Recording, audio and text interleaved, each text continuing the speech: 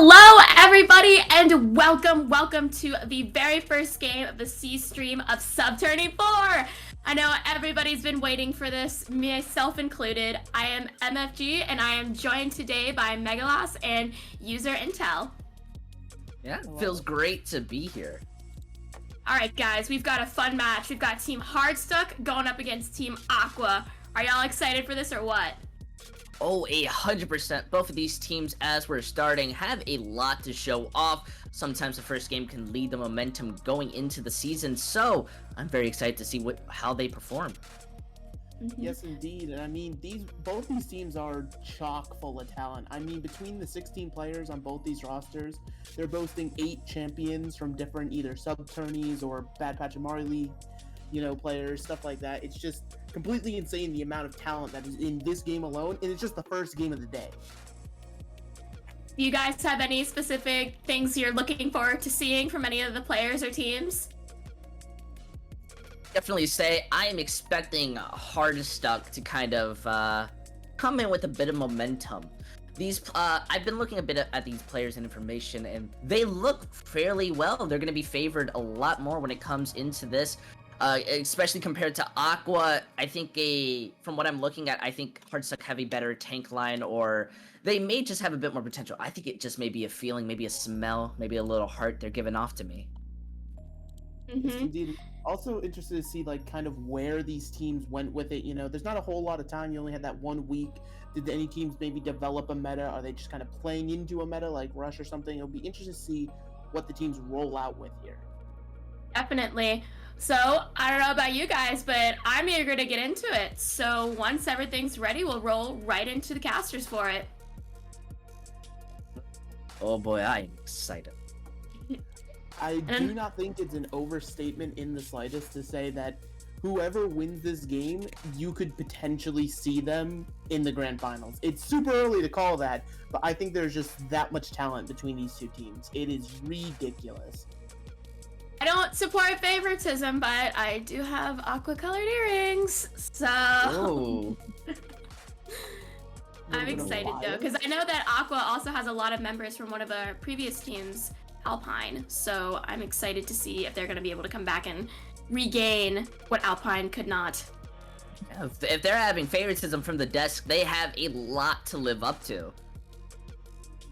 I mean, absolutely. Not only is there something for Alpine to prove here, but Recurve, sure, he was able to win the SI Not Found Goats tourneys, but always in terms of sub tourney is always kind of the bridesmaid, never the bride, coming as the runner-up in sub tourney 2, and then falling at the hands of Froggo mode in the losers grand final last time. I mean, Recurve, I feel like, is hungry this time. I feel like this time he grabbed the players he wanted, he's running the team himself, and he knows what he wants to do to win.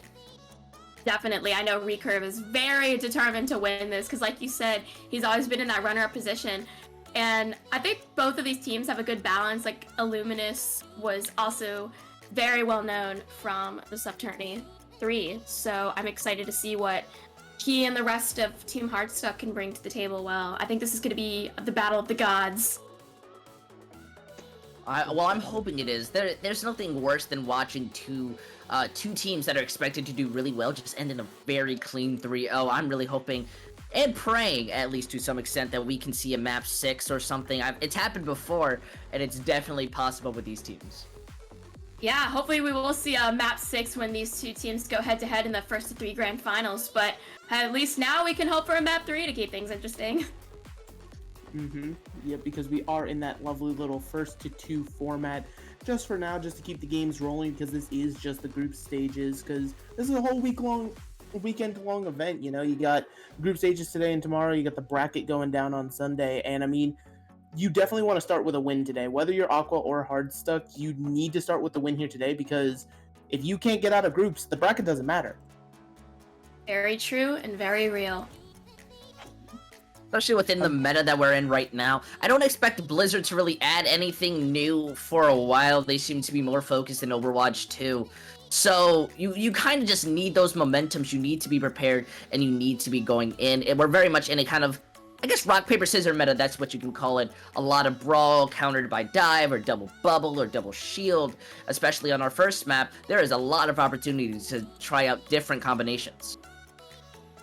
we get to see a lot of different combinations, but also there is a meta that should be followed. So we'll see if there's a mirror or if some teams decide to do anything special, like we might be able to see the recurve Pharah. It's indeed. I mean, because it is only a week between when these teams were announced and obviously us playing now. So maybe you don't want to fall into those typical metas. Maybe you don't want to lean into the rush. Maybe you want to pull out like the recurve Pharah, or maybe just some kind of weird bunker comp. This is your time to experiment as a team almost, because you have to be able to hit the ground running and you have to be able to catch your opponents off guard quick, because it is only 2 maps. Especially on Hollywood. My goodness, Hollywood is one of those maps that I always find that you could either kind of be held on first point or struggle to really capture. It's a very difficult map because it's all about coordination and positioning. Yep, Hollywood. I just played on that map actually yesterday twice, and I got 1-1. But one thing that I want to do, that's a tradition here in the Tourney universe, is good old Preds. So let's start with you, Megalas. What are your Preds for this match?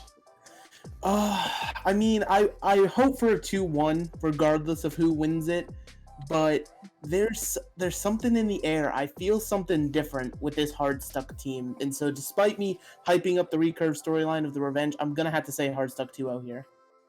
Oh wow, bold. What about you? I'm still feeling the map 6. It's definitely possible, even if it is a first of 2. You know, I can see them drawing on every type of point. But I really can also agree with the Hardstuck composition. I feel like this team is just looking a bit too clean, little fresh coming into this match, so I can give them the 2-1 victory. All right. Well, since you guys are rooting for Hardstuck, I think that Aqua is going to be able to take this. You guys talk about revenge stories. I think that this meme dream team will present themselves, because I think that Aquas definitely have a fighting spirit. I think regardless of who wins, it's gonna be a good game, whether it's Aqua, whether it's Hardstuck, and unless my eyes are mistaken, we are getting into Busan, which means we are starting it up. Yep, you guys, take it away. Ready for battle.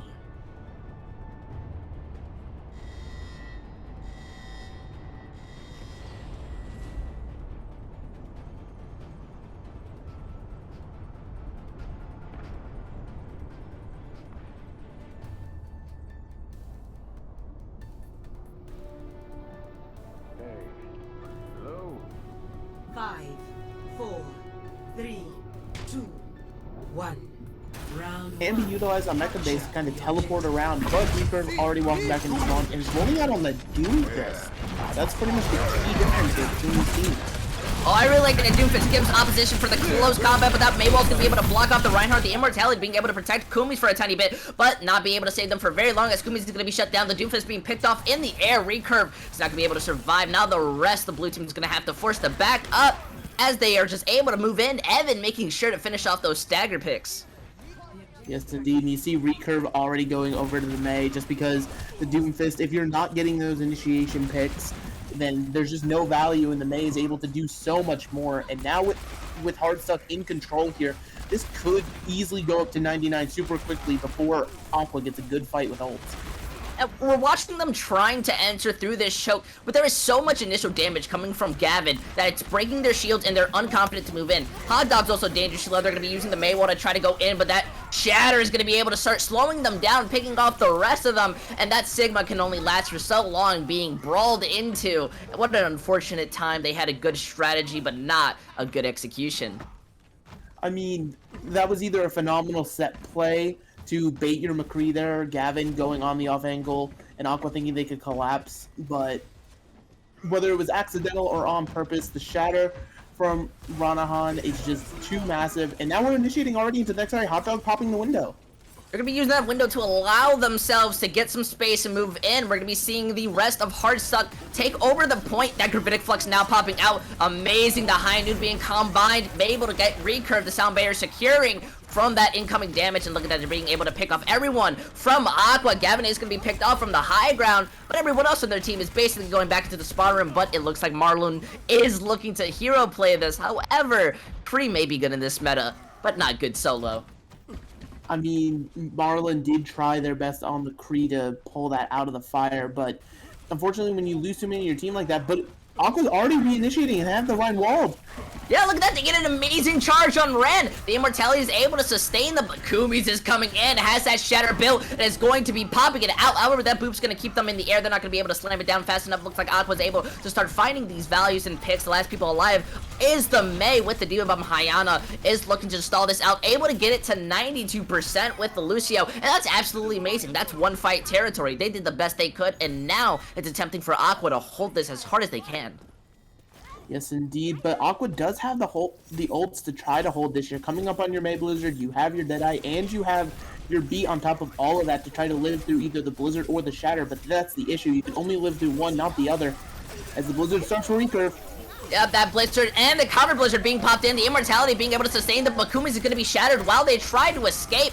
It looks like the rest of Hardstuck is making some room. That Diva Bomb going to come out to make them some space, but they've lost their tank. They don't have the ability to start moving in. Looks like Kumis and Merlin are going to be touching that point. They just want to try to stall this out as long as they can, wait for a regroup, if at all possible, but it looks like they kind of want to re-engage into this fight. We do see Ron re-entering in. We're back into a 5v6 scenario. Recurve onto the Doomfist. They're able to use that Fire Strike to able to find out the Baptiste, the High Noon, evening it up too, but it looks like Kumi's able to pop out the Shatter, the Counter Shatter not being able to find much, as we see Recurve enter into the fight, being able to pick up targets. The Reinhardt almost charging off the map. We're going to see the DMAC from Mist, and they're just able to start cleaning this up. Aqua bringing it back from what looked to be a very eerie fight. Yes, indeed. That was just a back and forth, a slobber knocker, if you will. And it's still technically in its stagger phase this year as we see both teams poking each other out, finally calling for the regroup. And Recurve is here on the Doomfist, and it looked like Gavin's opting into it as well. So now we're going to have this Doomfist mirror, no Kreese on the field. And what can Marlon do on the Soldier to maybe stop these Doomfists from getting so much work done?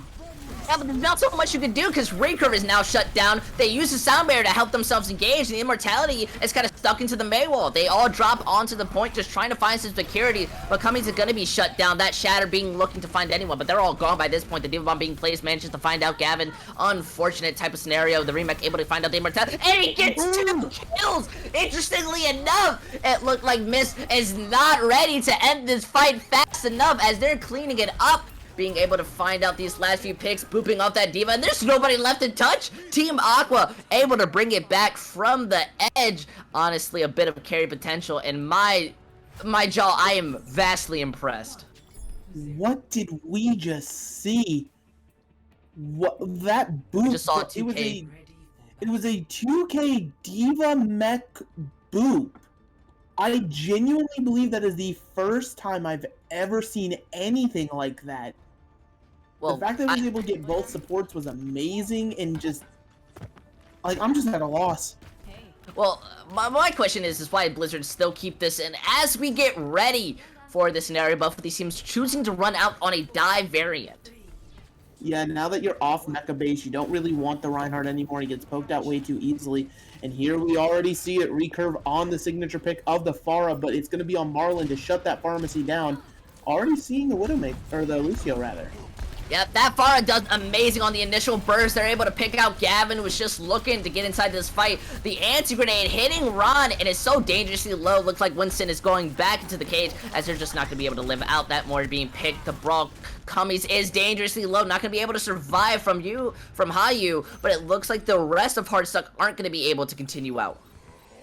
Yes, indeed, and it seems like Hardstuck is wanting to stick on this, however. They're not really swapping to a hit scan or doing anything of the sort to deal with the Pharah, which means they're just going to have to play quick enough to get away from the Pharah damage, which is completely possible, but it's going to be hard when a Widowmaker's contesting sightlines like that. Just Evan already down before a fight can even begin. That's unfortunate, but Hardstuck's still in this, it seems. Yep, look at that. They're waiting for this initial poke. That Pharah does an amazing job of finding those scattered targets. Look at that, already almost able to pick off Illuminus, forcing the Sombra to play off angles. Wow, Marloon is playing this angle, being able to find out any small pick. That Coalescence being used, combined with now the Barrage is being combined over. They're going to be picked off. Recurve doesn't have the support, or at least it wasn't close enough to be able to get that burst damage off. We see as Avon's able to pick off Cummies, but Merlin's able to find out Luminosity. That Diva Bomb being thrown in, looking for a massive value, but it's unable to pick off much. Only able to stall this point out for a tiny bit longer. The Reaper going after Marloon, but not being able to pick off that headshot from the picks. It looks like the rest of Aqua have to just regroup and resettle and think of a plan B for coming back into this point. I mean, yeah, but at the same time, Aqua, for some reason, invested an ult or two extra into that fight. Like, the Barrage made sense. used Valk maybe a little early on, I get that, but investing your infra sites when you're already down and losing the point, it's such a helpful tool. But here we have Yahoo getting set up for the EMP. It's in the air. Yeah, popping it out, managing to find both supports. Grunt's gonna be wishing they didn't get hit by that. Same with Hot Dog as they're both picked off. Now, Hardstuck has no supports. They're basically still being able to fight. I mean, Aqua doesn't have any supports. They're not gonna be able to continue inside this fight. Just be picked off. That EMP was absolutely massive, and that's how Somber should be played. Yes, indeed. Now we're seeing Hardstuck start to rotate their ults properly. They only use EMP Primal in that fight. You're going to have both your support ults, your Diva Bomb, and your Blossom going into this next fight. Granted, don't know how well Blossom goes against Pharmacy, but I'm willing to see it tried. I don't think it'll do good. It's very much a ground-based ult, and it looks like the moment Rand engages, it's just going to be shut down. They're even able to pick off Hot Dog, so they're not going to be building up any type of nano boost. We see the barrage being used from a high spot, able to find out Evan. We do see the Wraith come in, but Gavin's not going to be able to survive much. That Diva Bomb being placed just to be able to remech, but they're going to be able to shut down Hyana and the Reaper. It looks like they're still looking to win this fight. Aqua had the opportunity. That Pharah is still there, was able to get the burst damage. They were all hard focusing everyone inside the front line, and it looked like it just left them open for the Pharah to just kind of go in. Yes, indeed, and that's where Pharah thrives, when those chaotic fights break out and you're able to stop looking at the Pharah. And now we have sights up for Marlin, trying to look for an early pick here, and you might need it with this EMP online again. We saw how devastating the EMP can be before, and I feel like it's going to be another big one depending on where it's set up. Definitely see the Primal Rage coming in, just looking to kind of boop them around. It's not going to be able to get any environmental kills, but it does lead in for that Diva Bomb. The EMP managing to come out, but two people have already been shut down. Berloon in the backline, able to just start getting off that Somber. The Death Blossom comes in, not going to find any value being stuck in. The Pharah was too high in the air, and now that Pharah recurve is just looking to kind of finish off these targets. Merlin in the perfect position to pick off anyone entering in, but they're just going to immediately speed on to look to shut them down. That Pharah is now looking in a very uncomfortable situation, able to pick off Hot Dog.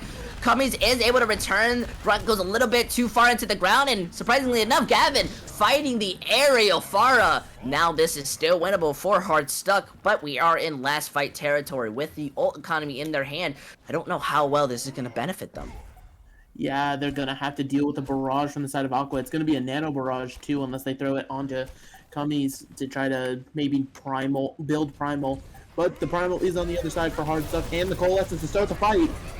My goodness, look at them entering in. Recurve already able to find out Gavin. They're able to find out the two, but the Barrage able to even it up by managing to find out two. Almost bringing the D-Mech onto Hyana, as they're just needing to touch point dangerously close. We're going to be seeing the cap come out. Hyana going to be leaving the point, looking to get that Mega Health Pack, but they left Ren all alone. They have to try to touch, but they are so far back. I don't think the boosters are going to be able to do. They also get booped, but the Sombra is going to be able to have that last second touch. They're going to be immediately demacked, and it looks like what went to be looking for health is going to be punishing them as much as they can, as we're going to be seeing Aqua being able to win off this point, taking the lead inside the series. Yes, indeed. They're already up that one map, and it is 1-2, which means your back is against the wall if you're Hardstuck. But even though it was a 2-0 on Busan, that doesn't really tell you the narrative. Both points going 99-99, as we're just seeing a meaty shatter. Like, phenomenal. But despite plays like this from the tank line, they weren't able to clean it up. I definitely would say it was a bit of communication issues.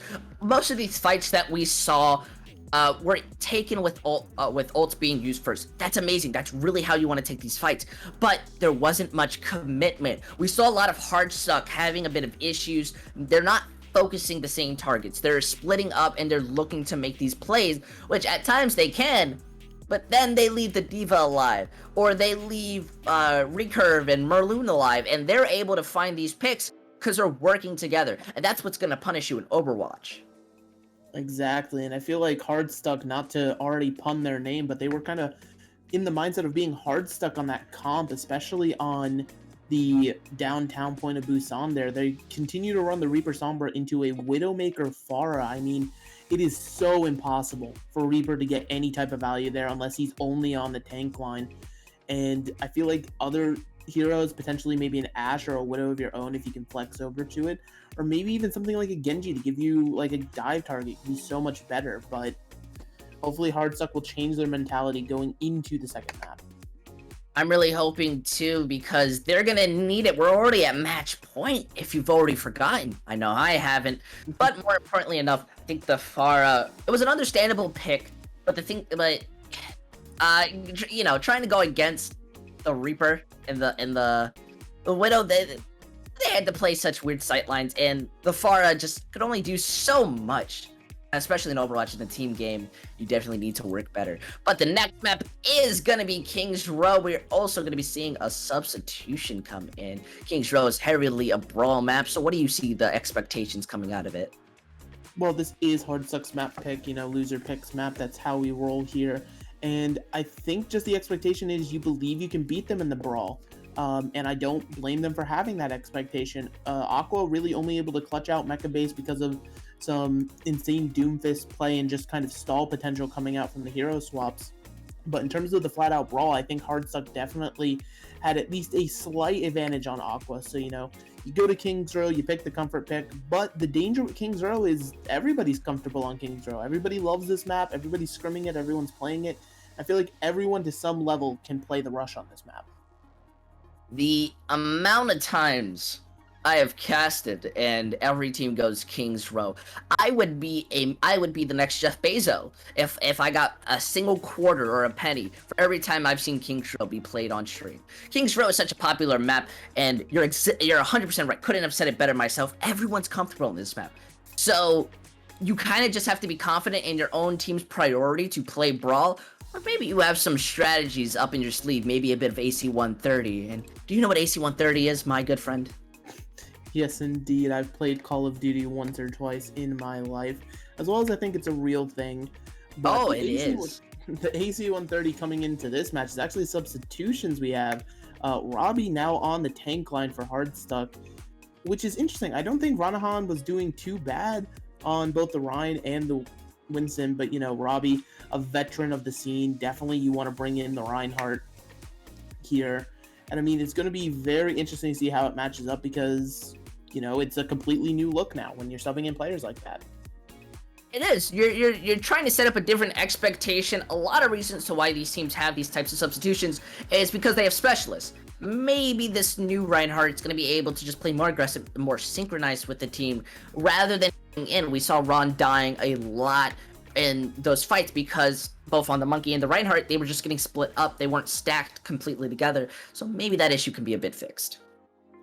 Yes, indeed. And sometimes it's just a strategy for teams they can roll out on what like they've scrimmed and they know is technically their weaker roster, just to kind of test their opponent, almost like a anime type of moment where you're testing your opponent's power level to see if they're truly worth you at your full potential. And I think Aqua's proven to be quite the opponent already. Like, you definitely want to bring out every gun you have and be ready to fight because Aqua's going to bring it to you. We tried our best to give Hardstuck a little bit of benefit of the doubt. You know, we both predicted them to win. Right now, Aqua at least want to keep us on the edge of our seats. We're just waiting to go inside this game. But do you know what the AC-130 composition is within Overwatch? The AC-130. I've never heard of a comp referred to as the AC-130, so please enlighten me, user.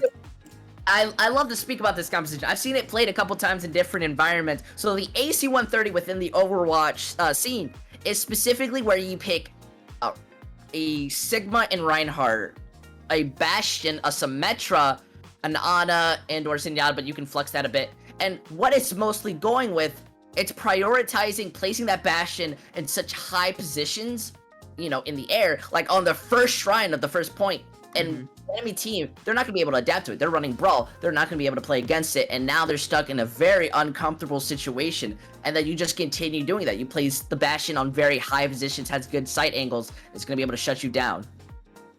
I mean, absolutely. Now that you were able to explain it to me, I know some people, like myself, maybe know it as the Christmas tree composition, where you're putting the Bastion as the star on top of the tree, especially here on King's Row.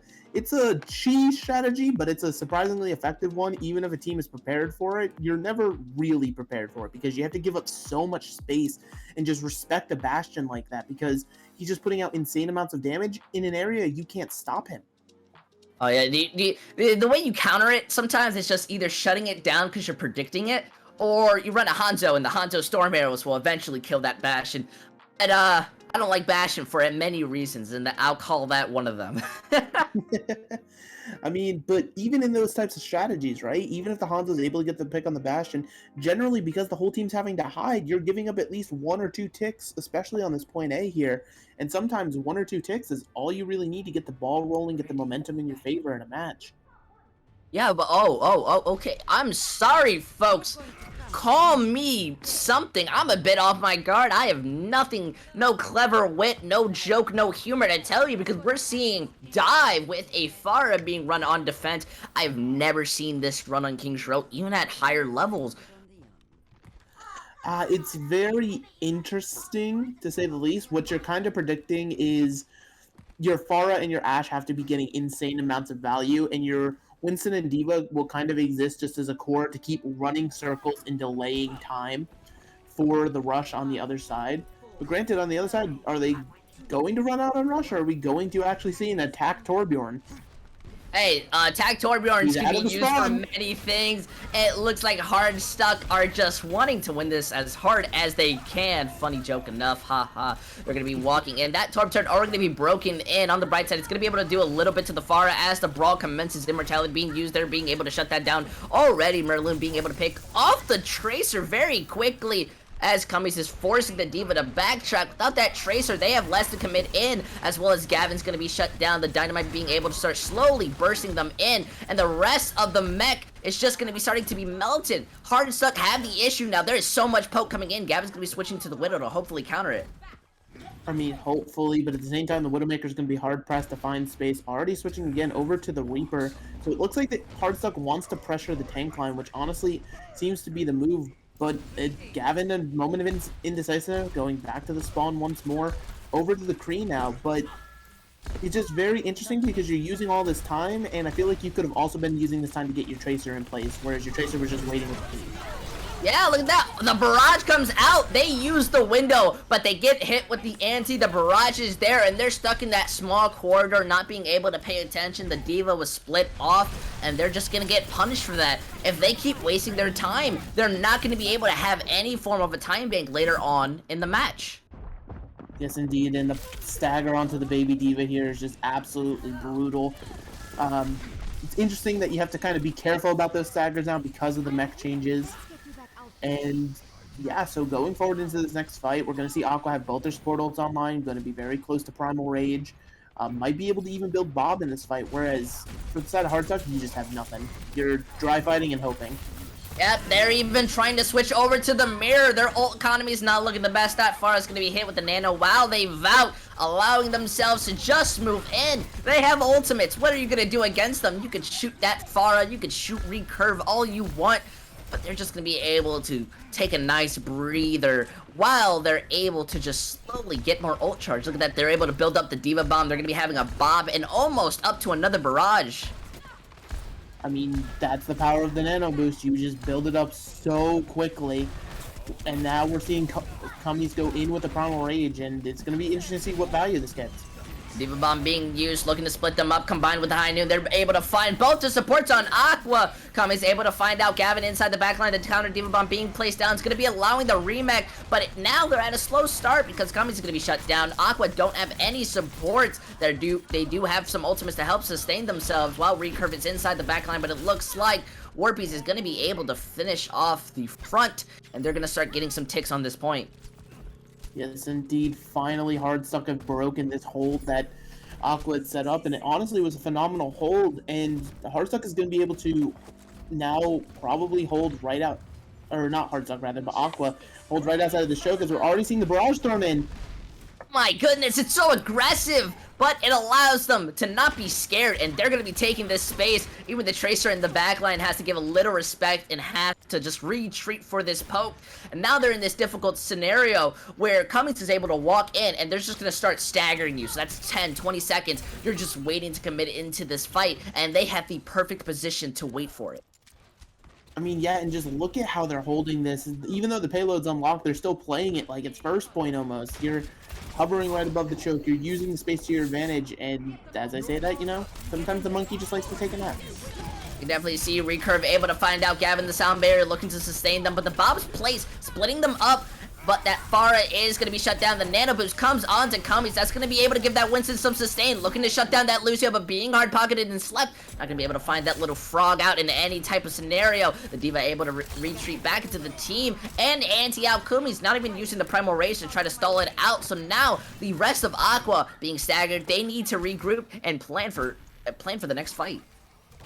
I mean, what we're seeing right now is just a beautiful kind of mid-map play style adjustment from Hinya, because, you know, that Pharah was going uncontested for so long, and now the D.Va on the side of Hardstuck is just in Recurve's face at all times. Recurve cannot get a word in edgewise. No space to breathe when there's a D.Va in your face, and a bomb like that to pick off Marlon. What an amazing...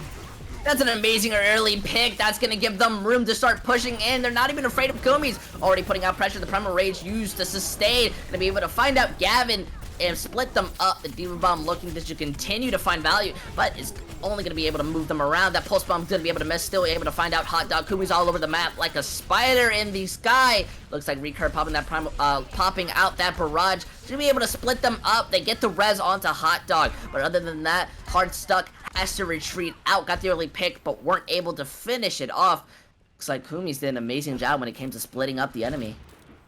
Yes, indeed. Phenomenal with that Primal Rage, tear everybody apart off of each other. Now we're seeing Marlon over to the Widowmaker instead of the Ashe. Requires a little bit less pocketing, and you can put out a lot of impact. But the Winston could be in your face, especially with the Nano Boost. Yeah, we see the anti come in, but Hot Dog's gonna be picked. That Nano being burnt down so very quick. And now they're able to pick off Marloon and Recurve. The res may be able to bring in Hot Dog, but Kumi's is anti. They're gonna be waiting it out, going down dangerously low. They are looking for the poke. The Nano built in just in time is gonna give Kumi's some room to start coming in, managing to find out Ray. Vaporeon and Hot Dog not gonna be able to live much longer. It looks like Kumi's is able to be building up that Primal Rage as Merlin is coming back into the fight. The remake is now built, and they're not setting them down fast enough. Merlin and Recurve would enter inside the fight, and look at that, they're able to start giving the advantage back. That D.Va Bomb now placed out, just looking to finish them off, but not even going to be able to remake. The Tracer looking to just end Mystic, but they're just able to start eating it, and they're not worried about anything. They immediately get headshotted too, trying to blink into the Widowmaker. If I played enough comp, you should know never to do that, ever. I mean, they've staggered this out. This is the final fight here, and we're already seeing another Primal Rage from Kumi's. This is probably the fourth one on this point. It's ridiculous, and I think that's just about all she wrote.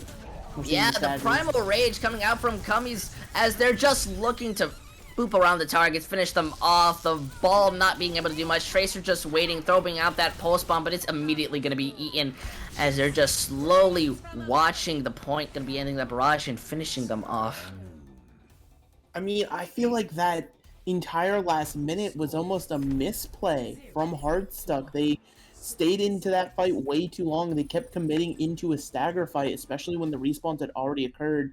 If you had maybe tried to call for a regroup around 26 seconds left, which is when I saw the fight to be almost over, I mean, you can get the regroup, get an actual proper fight, but instead you were just stuck in this constant state of stagger because you truly believed it was winnable. And in the end, they don't even cap point B, which means there's a very large win condition for Aqua to take this 2-0.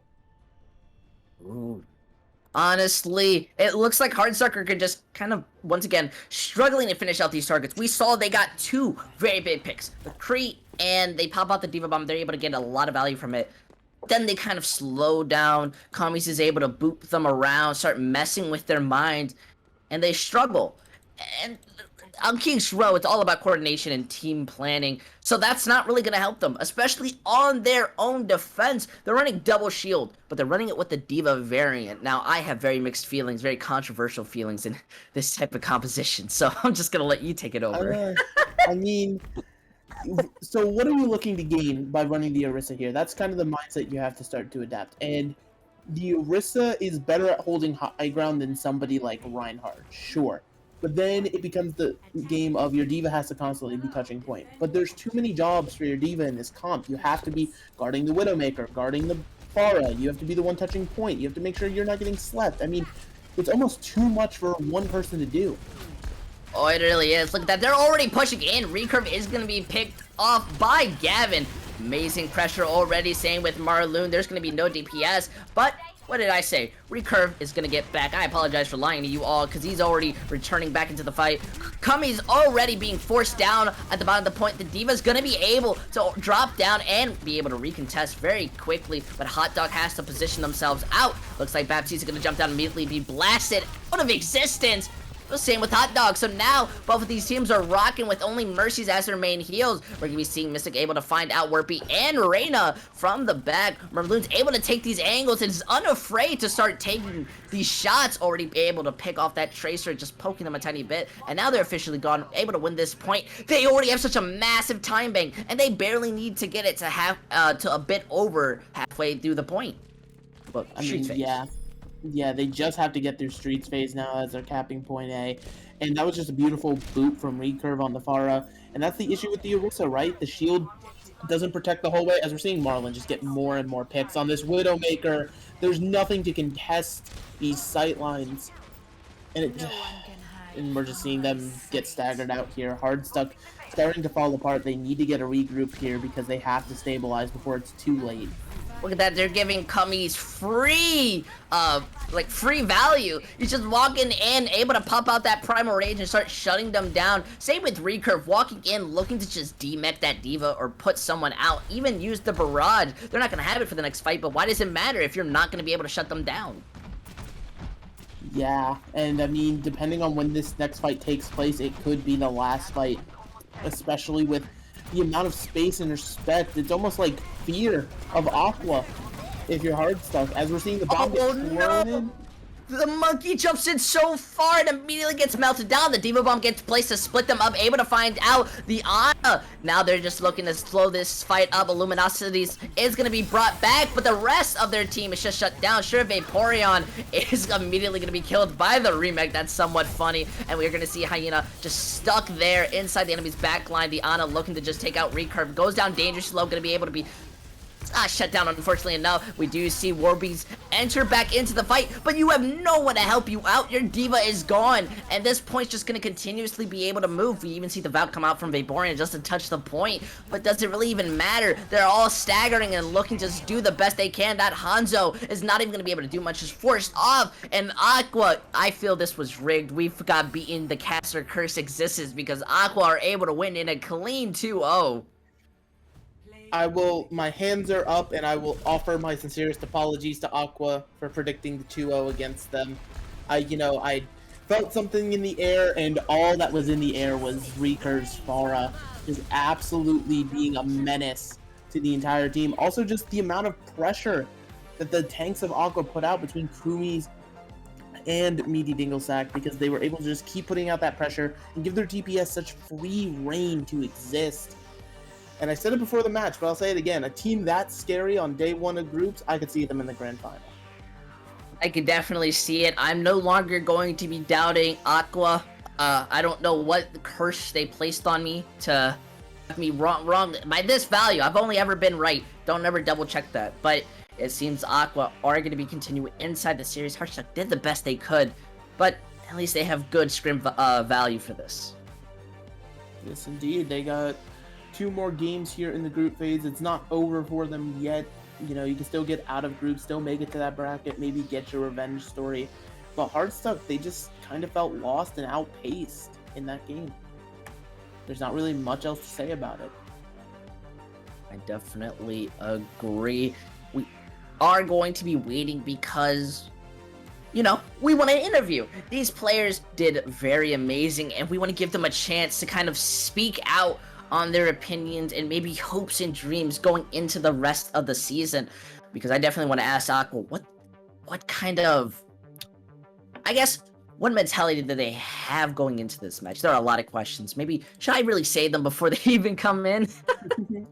I mean, yeah, there's tons of questions. You got to kind of think about what their goals were. Did they come in because obviously you're kind of almost in an off meta, or you're creating your own meta. A lot of people won't opt into the Pharah with these kind of aerial comps. You'll always see the Echo, just because a lot of people feel it's better. But you're seeing the Pharmacy as well as just the Widowmaker versus Ashe kind of comparison, right? Because normally people are forced to run the Ashe just as a counter dive measure. You have to coach gun them away, get them off you. But when you're able to have such aggressive presence with your own tanks, do you maybe feel that the Widowmaker is just better? You know, there's a lot of questions with these types of comps, or is it just kind of a mindset of we're better, we'll run what we want? And you know, that's a question they have to answer. That works. But either way, someone was brought in. Never mind, wrong person. Sometimes I hear things my doctor tells me. But man, we saw a lot of different competitions. Honestly, I was expecting, I guess I was not expecting half of the things that I saw, especially back on Busan. We saw a bit of Doomfist pops out. I expected Doomfist, but to be shut down so quickly because of the teleportation, it's kind of what cost them a little bit. Yeah, that Doomfist look, it was weird, right? Because it didn't work at the start. It was very countered by the Diva, and it just was shut down way too quickly. But as soon as they were in a stall type of scenario, which is kind of where Doomfist thrives, you see it come in for both sides and just do tremendous work with tremendous value. And again, there was just a 2k boop kill with a mech. Like, that's not even the damage, right? That was somehow remeching, the Diva remeching there, booped both supports off them. Like, that is just something ridiculous that you do not see every day. And, you know, as much as you would love to say, oh, that was completely planned, we all know it wasn't planned. You kind of were just like, this is interesting. I have no idea what you mean. It was obviously planned. They have it written down somewhere. They just don't know where that piece of paper is, or what their coach told them at all. Yep, the coaching diff of coaching into mech kills. Yeah, I think finally we do have our people here for our interview, as well as hopefully our lovely interviewer. Yeah. Welcome here, come ease. I never thought I'd be saying that in my life, but very great to see you. Same with Kips. How are you both doing? Doing good. Yeah, Just Bong. game, quite simply. Play a little Mercy, AMA. Yeah, put a little primate, perhaps. Yeah. A little bit of All right. Welcome in. I'm here now to speak. I have a word for you with you, members of Aqua. So, first off, congratulations. I was the only one who didn't doubt you. You've made me proud. Clap it all around. If anyone doubted, you If anyone doubted Alpine players, I don't know. I just don't know about that one. You don't doubt Alpine ever, unless it's 2 matches into the season, then you can start doubting us. Then you can stop. Like next game, you can stop after next game. That's fine. Like, All right, first question, the most simple one. How do you feel? really fucking good. Marlin, I played Mercy. I don't not know. real. I played don't feel Monkey. it. I walked in. I died. I had fun. Nice. Here's a question for you guys. So obviously, people were thinking that Team Hardstuck was going to be favored in this competition. So did you do anything special to prepare to try to prove everybody wrong, or was this just happy luck? We did a practice warm-up fair. scrim. We did a single warm-up scrim, and that Nice. was it. I don't think I didn't actually know anyone who was on this roster except for Illuminous, but I think know you guys Yahoo. definitely worked as a team there. And then we had that beautiful Diva mech kill. That was awesome. that removed it from the game. That's not real. Wait, do you guys know what happened? I watched it in third person. You know what happened?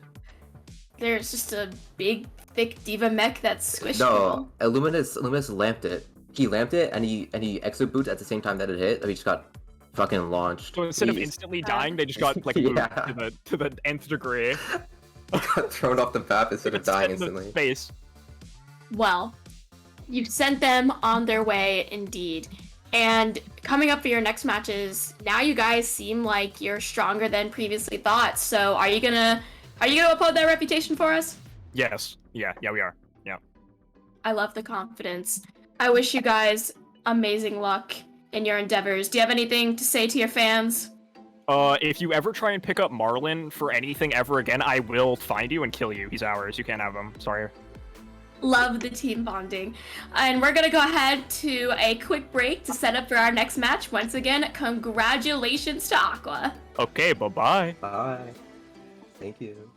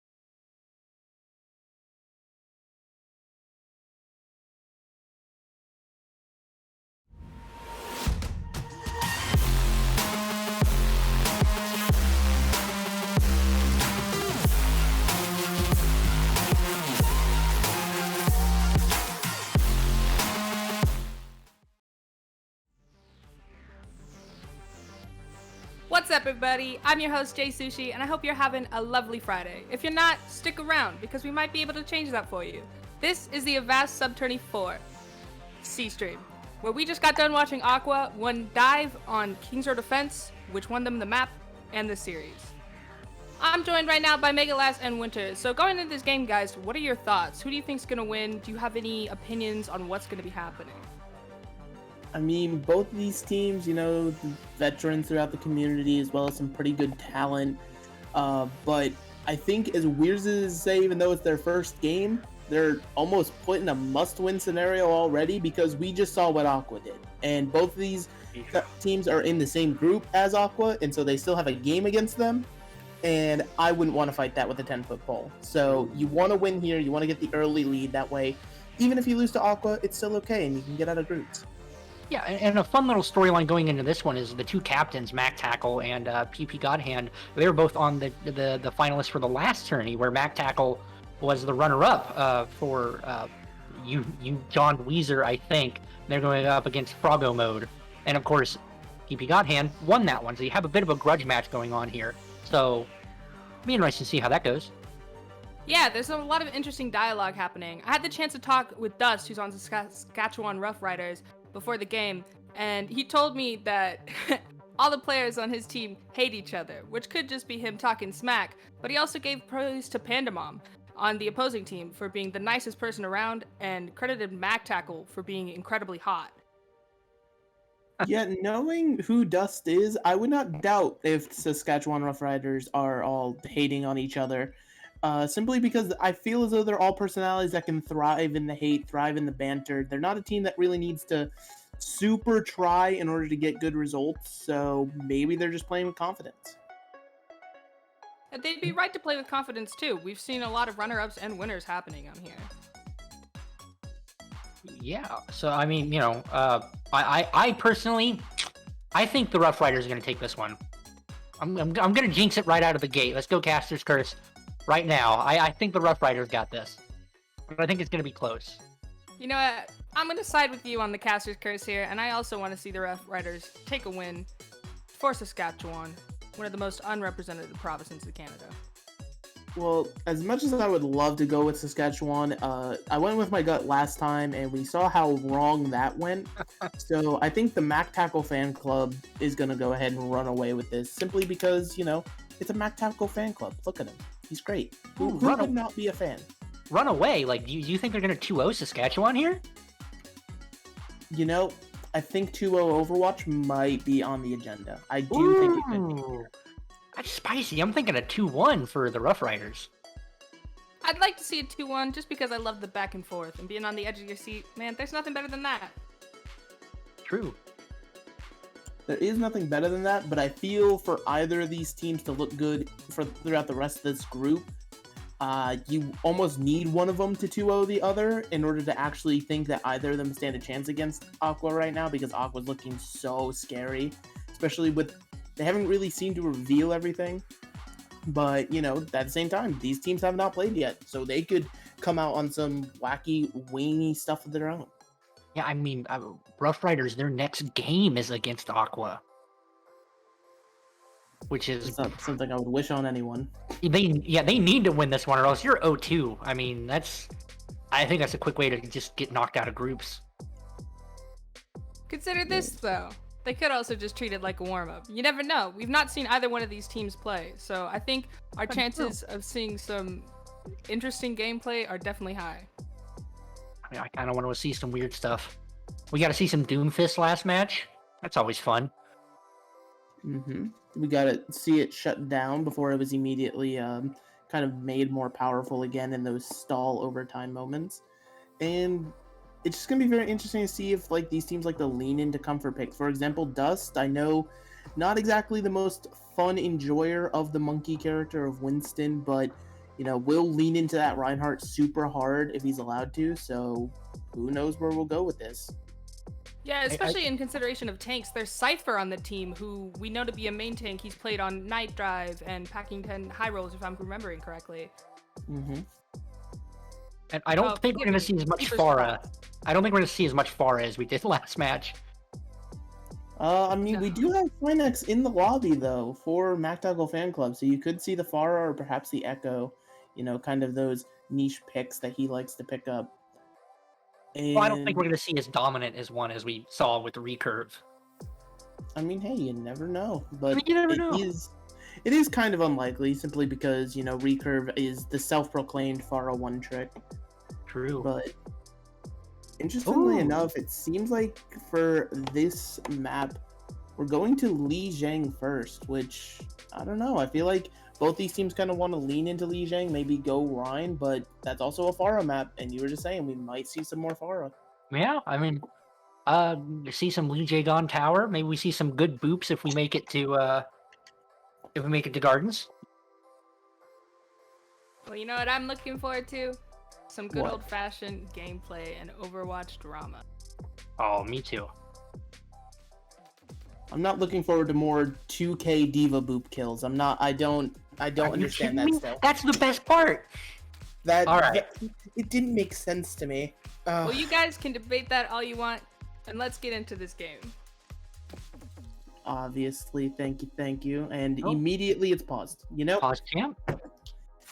would it be a sub tournament without a little bit of pausing and a little bit of champing? Nah, I think at this point we're all well accustomed in this community to having to take some technical breaks. Yep. Yes, indeed.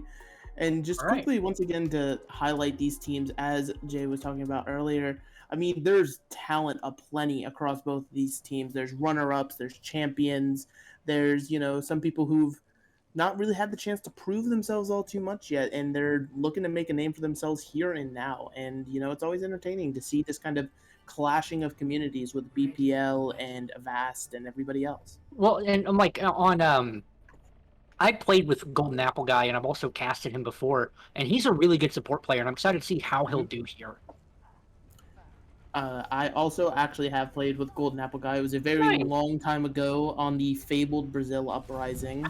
For any historians of the Bad Pachamari League, And are we And- really seeing? We're seeing Wrecking Ball from both teams. and Double Farah. All right. I'm very interested in what this Oh, composition is That going rollout to do. from Maktackle was clean. Yeah, absolutely phenomenal rollout. And the composition diff here is we have Lucio on one side and Ana on the other. I wonder if the Ana is just going to be instrumental in keeping Dust up and letting him live through anything and everything. Ooh. The direct on the Cynex was nasty. I mean, absolutely disgusting. Aren't you the? Oh, I did not realize that I was. My Yes, apologies. that's all right. I was told the other way around. All right, so anyway, we're in this fight. Mara's already picked up another one. Gag is down on the ground. We're seeing this Tracer try to get value. The Echo being shot at in the sky here. And the Resurrect actually comes out on the Mara in the middle of the point. HPP God-handed, being able to resurrect like that does finally pay with his life. And the Tracer from Pandemon finally paying dividends as we're seeing the first cap of the point go over to Maktackle Fan Club. Yeah, I feel like that one felt like the Pharah diff a bit more, and also like the ability for the Lucio to help speed people around that general AoE healing to keep the two tanks not all the way topped up, but at least in better condition than the other. Yeah, absolutely. It helps you keep those tanks alive. As we're already back into this next fight, that's the power of these dive comps are going in quick. Pandemon looking, got the stick onto the Oh Mercy. my goodness! And now we're seeing Slam come in for Maktackle, just jump in on the other support, wants to kill it quick, but the Nano Boost comes out before Meester dies. The Diva now powered up, but there's not really a whole lot for Cypher to do as his team is falling around him, and unfortunately it looks like it's gonna be another reset here for this team. God, Maktackle just getting some clean dives in here. That was a great setup with the initial pulse bomb onto the Mercy and just like the follow up from Maktackle, just demolishing the rest. It's an amazing synergy so far. I mean, yeah, and that's the kind of synergy you need for these dive compositions, as we're now seeing just kind of a little Tracer back and forth, little poking, saying hi to each other. But And what are they setting up for this next fight? I don't know, but Maktackle Fan Club, they do have the Echo dupe to come out. You have to try to get it, there it is. Yes, indeed. The dupe's on over to the D.Va. The bomb's up in the air, though, from the real D.Va. Meanwhile, the Ana being pressured. Meester having to fend for their own life there in the back line. The bomb does kill Gag. The duplicate is out. Both forms. The Synex is back to being Echo, and Dust does find the kill on the Echo. Now we're seeing Maktackle Fan Club finally being pushed out of this point. Saskatchewan Rough Riders trying to get in. Lynx falls over on the point, and they seems like it's finally going in the way. As I say that, though, as I was about to say it's going in Saskatchewan's way, they're already back on this point for the side of Maktackle Fan Club. Here comes a pulse bomb. Yes, indeed, the pulse bomb, absolutely massive. Dust is able to pick off Para with the minefield, and we're seeing the flip finally occur. The duplicate Mara now having the second D.Va on the field, and it took quite a bit of ultimate, but in the end, after a very long, staggered out, chaotic fight, we're gonna see Saskatchewan Rough Riders get on the board. That took a lot. Now I'm really impressed with how Saskatchewan sort of absorbed that initial duplicate from Synex, and they got him in the back line, and they all sort of went to help him peeled for their Ana. And while Maktackle didn't really go in to help, they were too busy, I think, dealing with Meester. Sorry, Dust. Yes, indeed, as we're already back into the fight. Paracelsus is having this trend of this Lucio going down first. Maybe it's the vulnerability, the kryptonite of the team, and the Echo Mercy both down as well. Dust on this Wrecking Ball is just an absolute monster. Having to use the remake there if you're Cypher, but honestly, you're A-okay with willingly using that ultimate. As Maktackle gets a kill on the Mara, and it seems like Maktackle Fan Club wants to get back into this, as they're still on point and they're committing the minefield now. And they're just going to keep going. Oh, Phase Pomku on the Tracer, falling to the minefield. Meanwhile, Pandamon, both Tracers out of commission one way or another. We're seeing Meester duel on the Ana and seemingly get the better of this duel. Now the minefield coming out for Dust. Not really getting all too much value just yet, but it's still creating space on the point, and the Saskatchewan Rough Riders are still in control of the point. And we're just seeing this kind of brawl back and forth as they're trying to flip it. Both of these teams in just such a chaotic fight. It's chaotic, it's messy, it's bloody, but it seems like it's finally, with these first initiating picks from Maktackle and Synex, it's going to go the way of the Maktackle Fan Club. The Tracer's 1 HP, Face Palm Coup finally going down, and the res on the Mack Truck as well. It seems like, even though it's going to be at 99%, it's finally going to go in the way, but Saskatchewan's still here. They managed to get a pick on the Pandamon. Zarya does go down, pays her life for it, but you have the duplicated hamsters on both sides now going back and forth. Synex finally wears off. Paracelsus having to keep his team alive and in this, and that's exactly what they need. It looks like Maktackle is going to clean this up. Yes, indeed. They're finally cleaning it up. After a very long slobber knocker of a fight, they clean it up, and just explain the ults that went down in that fight. That was ridiculous. That was a lot. I think the duplicate was really important there onto the Wrecking Ball. Yeah, it kind of felt like a waste, because they could have duped the. It might have been a misclick. They could have duped the D.Va, because D.Va gives you a lot more value than the Wrecking Ball would. But I feel like what really sealed it was the beat. The beat really helped Maktackle sort of take back that momentum and use it aggressively and just hold on to that point and not let go. But I mean, Paracelsus, that was a really good moment, but he had some weak parts where he just kept on dying first. I'm not sure what was going on there. He was just targeted by the DPS, but... Yes, indeed, but now we're getting into this round. The mirrored Sim TPs, the mirror Sigmas, and the mirror Junkrats. Yeah. Yeah, just a full-on mirror. It's almost like a little funhouse field of mirrors as Synex low on the Junkrat here, but still trying to find some value with these high nades. And Maktackle is going to be the first one to fall, though, unfortunately, to the Symmetra on the other side. And that's the value of these comps, right? They just kind of have insane amounts of damage despite the shields. And this is all about, who uses Immortality Field first. Maktackle used theirs, a lot quicker than Saskatchewan did, and it just paid dividends. I mean, the later the more, the more value it was going to get. Yes, indeed. And speaking of value, this window for the side of Saskatchewan is seeming to pay dividends to help them continue to hold this point. They had the later window. The later window laughs louder. I think that's how the saying goes.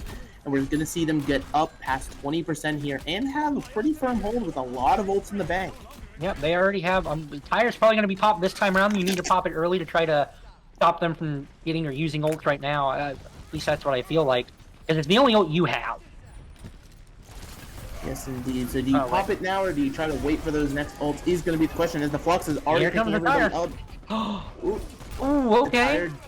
Okay, you know, you get the one tire on to Sinex, you take that, but the Flux being used there, it was just too much. Cypher had way too much damage, and Gag not having the beat yet. Unfortunate, as we're already past 50% here for the Rough Riders. I mean, they seem to be firmly in control here. Yeah, right now I feel Maktackle's coming up on a lot of ults. Like they need to, they don't need to overult, but they need to do something to get like a firm hold. I would say open up with tire, wall, something, but you just can't. You need to get that before beat gets off. Like you need to kill the Lucio right away, or else this fight's gonna get a lot more difficult. Yes, indeed. Well, Synex's tire is out, and the Synex tire finds two absolutely massive Pandamon's wall finally coming to an end. Same time as face Ponku's, but it's just surging forward. Once you lose two members of your team, you just smell the blood in the water.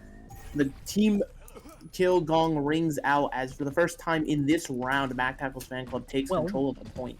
Good news, Lucio's beat didn't come out. Bad news, Maktackle overulted like crazy. It got him the point, but you used 4 ults to get it, you know? Yes, indeed, but the ult you got left, it's called a Gravitic Flux. It's got everybody in the air. You're pinning the Reinhardt to the ground. Ooh, you trade the Reinhardt for the Junkrat there. Absolutely stupendous, superb. And now we're seeing there's just the Junkrat on point from Sinex spamming out everything, but he has to shoot at turrets. And the face PP gun hit on the Lucio's already killed 2 in this fight, looking for the 3rd. This is absolutely ridiculous. The Lucio trying to clutch up here for his team. The Saskatchewan Rough Riders will continue to ride this high. There's the 3rd pick in this fight. The Reinhardt having to shield against the Lucio, and he misses the solo shatter. He shatters nobody with the shatter. Maktackle absolutely dropping the ball there, and the Lucio and the Baptiste staying on point. Turn that fight, and now we're in final fight territory, and I don't know if anybody's going to be able to touch for the side of Maktackle fan club. They'll be able to touch, but it won't be pretty. Like, I think Lynx has the ability. Yeah, Maktackle comes back on the Wrecking Ball, too. Yes, indeed, but the picks already coming through. Sinex needs to clutch up big, and he already did by killing one, but Dust trying to clutch up even bigger. We're seeing the tire come out now, and it's, you know, Sinex because he's dead. He loses that tire. Mara's tire is somewhere flying around the point. This Lucio is all that's left. The Sim turrets aren't doing enough. The Lucio hunted down by the tire, and I do believe that's it. The Sim wall does not count as touching the point, and we are going to a 3rd round of Li Jiang Tower. I really want to highlight Dust on that last map. There was fight before very last one where they got Gravitic Fluxed, and as soon as they came down, Maktackle charged, and like within a split second, Dust reacts and like countercharges him, gets Maktackle on the floor, and the team just deletes him. I mean, like, absolutely. It's just that split second play probably, honestly, saved that fight for him. Otherwise, Maktackle gets the pin, probably kills Dust, and I mean, it's just amazing reaction time. I mean, yeah, and that's kind of what separates teams, especially at this kind of caliber, is those split-second plays, those micro decisions. And meanwhile, we have a little bit of a comp diff. You want to talk about it? Yeah, we see the Farah from Maktackle Fan Club and the Sombra from Saskatchewan Rough Riders. Like, there's nothing really, like, the Echo needs to deal with the Farah, but the problem is, I don't think it's going to get as much pocket. Yeah. Yes, indeed. Unfortunately, Maktackle having to deal with that Sombra on him goes down. Mara in the skies dealing with the pharmacy, keeping them at bay, and it seems like the Mercy is going to get out, and that was just a very quickly cleaned up fight for Saskatchewan. Mara says, I don't need your pocket. I can do it without one. And just takes a 1v1 versus a pocketed Farah and wins. And I mean, that's just the power of the focusing beam, right? All you got to do is get the target below half, and all of a sudden you just have an execute on a lovely 6-second cooldown, completely fair and balanced, as Maktackle coming into the point, hacked out of the slam once more. I feel like Maktackle's just absolutely perishing on this Wrecking Ball. We're seeing Sinex try to do everything to live, having the D.Va and the Echo in his face, and just we're seeing the continued hold here. Oh, as the D.Va, no boosters in sight. You're seeing why it's called the Li Jiang Tower. It might just have to be renamed Lucio Tower at the rate this is going, because any Lucio can get boobs. Yeah, I will say, Pomku is doing a really good job of just controlling Maktackle's engages and making sure he can't get out. I mean, absolutely, look at this. we're 50% into the round, and Maktackle not even having a minefield online yet. That's pretty much unheard of for a ball, but it's, you know, it's not even Maktackle's fault, really. You want to run the ball, and just the Sombra is keeping tabs on you and only you. Does not care about anybody else.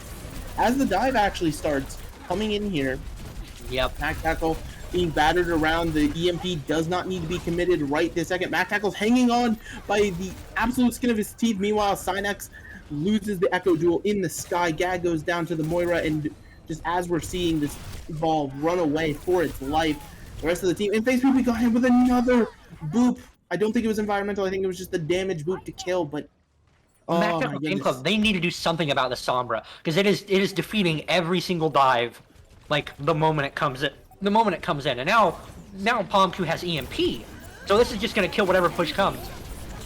Yes, indeed, the EMP can be big. The bomb is already out, and it looks like it's not going to get a whole heck of a lot. We're having the hacked on either side simply because of these duplicates. We're seeing Mara's bomb now as the duplicated Echo. What value can it get?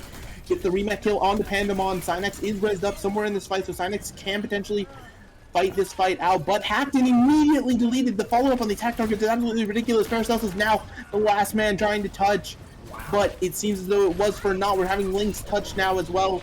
No bomb in sight, nothing to help you live and sustain, and it seems like that's going to be it. Saskatchewan, they may have lost the first round, but they came back hard. That was Pomku just going, I'm not going to let you do anything. Like, the moment I see that ball, I'm hacking it, and it's not going to get any value. I mean, how many fights was it before Maktackle finally had mines? Like, 3 or 4? Like, he was just being denied value like crazy by Pomku. Absolutely. In the situations like that, you kind of need to switch off of the Wrecking Ball, but just they continue to stick on it for whatever reason. Yeah, I feel like you could have gone a switch to Monkey if you know, it's still dive, and it gives Sombra less of an opportunity to hack your main tank, especially with the shield up, and especially if you're coordinated enough. Or you need to tell somebody, hey, find the Sombra, you know, or they had Diva spam. You know Sombra's going to be in there, spam to break the hack. Something. You need to communicate that somehow, that the Sombra is defeating our dive. We need to do something about her. Either switch or focus on her more so we can actually get something done.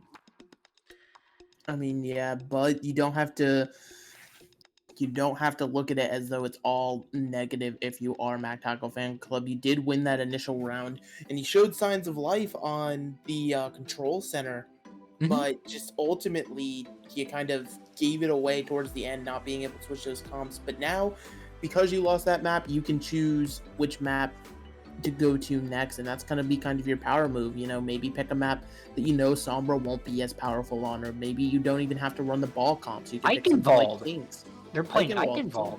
Okay. So I feel like on first point, that's going to be a bit more conducive to probably more double shield, maybe? Maybe something more brawly as well, whereas, like, you know, same with point C, super brawly, point 3, whatever you call it, but point B, that's all dive. So. I mean, yeah, but also we've seen kind of a switch up of compositions on Eichenwald, just as historically speaking. You know, it used to almost be a Reinhardt exclusive map, and then as you were talking about, there's been some dive that's kind of been worked in, and now, especially when you get to third point, it's weird because you switch back to that Rhine initially, and you're kind of just always in flux, and you're gonna have to be flexible and adapt quickly to the situation around you to make Eichenwald work. And hopefully Maktackle Fan Club, they have the answer here on Eichenwald. I mean, I hope so, because, I mean, Maktackle played really well in the first 2 maps. That third map, I don't think it was really his fault how bad, like, he got kind of bullied. It was just comp difference at that point. But especially on the Reinhardt, I mean, he was putting up a really good fight, so I'd like to see more of that. Or even, again, I'd like to see some Orisa, at least on point A, if they're on defense first. I mean, yeah, the Orisa is very good. You can kind of run like a double shield. We saw Overwatch League kind of popularize this idea of like an Orisa Sigma with a Torbjorn on point A, just because the sightlines are so weird, and a Torbjorn combined with his turret can cover all of those sightlines. It kind of provides that utility. But obviously, it's up to these teams what they scrimmed, what they practice. And we did see quite a bit of Pharah on Li Zhang, so we could potentially go with more Pharah here. This is another Pharah map. Point A and point B are really good for Pharah, yeah. And we also saw a lot of Tracer, and I know I mean, this is another. I mean, a good tracer map. Are there any really bad tracer maps at this point? What's that competitive capture the flag map that's exclusive? Ayutthaya? Tuhaya? Yeah, something like that. Yeah, Ayutthaya. Maybe that one might be bad for tracer. Oh, and we're seeing Wrecking Ball again from Maktackle Fan Club. I mean, you have to have a lot of confidence to roll out on this Wrecking Ball because all it takes is FaZe Pumpku going out scouting, being like, oh, hey, my bully target is back, my punching bag, and switching over to the Sombra. Or maybe just playing a more reserved style of Wrecking Ball this time, that way you don't bad. That way you don't fall. And meanwhile, on Saskatchewan, you're seeing, well, you're seeing the Wrecking Ball, but I feel like that might just be for scouting. If not, then it's going to be the initial disruption that the Echo is probably going to capitalize on. Yes, indeed. Well, we're seeing the ball already roll in here for Dust. That was scouting. Yep, it was scouting. Yep. So, what swaps do they make here? They're going dive. They're going monkey dive with Sombra. There we go. Yep. And now the question is, can Maktackle not become a punching bag? As we're seeing Mara already go in, Sinex, with that pocket, barely able to live. And now Mara's the one on the back end, finally falls down. That's exactly what you need. Maktackle slamming in and rolling away instantly, knowing that Sombra's looking for the hack. And it's A-okay, it's okay to be scared of the Sombra. I respect it, and it's fine. We're seeing the Winston now dive up onto the high ground as the Divas demech behind Argon simply could not exist. Mara coming back, but Mara coming back to a dead team as the team is just falling by the wayside one after the other, and that was a very nice fight. Yeah, it was definitely. Yeah, it was really. They did a really good job of just kind of avoiding the Sombra and handling her, which she didn't actually get any value that fight. Something they should have done on Lee Jung, but also the peel that for Paracelsus was really good. Like you saw, as soon as Dust went up there, he became. Yes, indeed, but the peel's not there this time as both Paracelsus and Gag fall. Mara hunted down.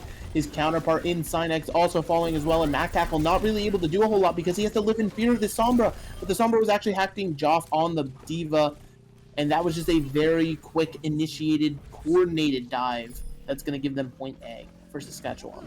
Definitely. Last time, first fight, you saw that Maktackle sort of interrupted the dive before it could even happen, and that sort of threw off the whole plan. But that time, there's nothing they can do. As soon as both tanks just landed on the supports and deleted them almost immediately, and that's fight over. Yes, indeed. And Mara, despite not having a Mercy Pocket, has been absolutely phenomenal in these duels with Sinex, being able to trade 50-50 or maybe even get the better of him sometimes. As we're just seeming to wait in posture for this dive. We're seeing the minefield thrown in as Pandabon's jumping into the backline. Sinex does kill Mara with that little Mercy Pocket. It goes a long, long way to have that damage boost, and now the dive, both teams jumping on each other. We're seeing Sinex use the duplicate as Dust is able to clean up on the backline on the Winston. Absolutely phenomenal. This duplicate might be going to waste. Maktackle does kill Meester. That's the first pick for Maktackle Fan Club to start turning this one around. The duplicated Winston finally does go down in the Primal Rage. The bomb on point. Sinex does fall to the other Echo, though. Joffrey, unfortunately, stalled as long as he could, but there's not a whole lot left. Pandabon hacked up and killed. And now we have FaZe Pumpku trying to live. Might be able to, with the Moira healed at the very last second. And now the hack on the Maktackle. That's going to be a huge ult battery for anybody who can shoot it on his team. This fight is still going. It's a stagger fight, absolutely out the wazoo. Pandabon is raised back into the fight. No team has won or lost this yet. The bomb out from the duplicated Mara only finds Pandabon, but sometimes that's all you need is the one pick. The duplicated Diva now going back up to the high ground. The duplicate wearing off. HPP on hand, taking down Gag. And finally, after what should have honestly, that fight should have ended probably about 30 seconds ago, but you got a little bit of extra hold there for Maktackle Fan Club. That was all on Sinex popping his ult and then getting Primal out. He lasted long enough for the rest of his team to get back. So they stalled it for a pretty good, long while on just first fight. Also, EMP is going to come up right here. They don't know. They are completely unaware of the coordinated dive into the EMP. The Ana, the target focus is way too good. The bomb on top, and it's a cleanup. It's a massacre here at the top of the castle. But if you notice, Maktackle is actually contesting on the point, And that's so big from him because that gives his team another fight here on second. If that payload was pushing for free the whole time, then it's over. Point B is taken. But now there will be a final fight here for Maktackle Fan Club on the bridge. And this is a position where you can win. And they're going to have mines. They're going to have mines to help recontest this. Yes, indeed. The minefield absolutely hopefully to be big, but he can't get it out because he's hacked. Oh, he's hacked and burned down. Unfortunate. Now we're seeing Cynex take to the skies, looking for his mirror in the Echo on the other side, but he's taken down himself because he just had every eye on him, and now it's just Maktackle Fan Club trying to get themselves out of their own spawn room. Absolutely ridiculous. Oh, and the minefield was committed super late there from Maktackle. Maybe you're thinking about switching. Oh, there we go. Yeah. This is the point you can run Ryan, and you're gonna run it.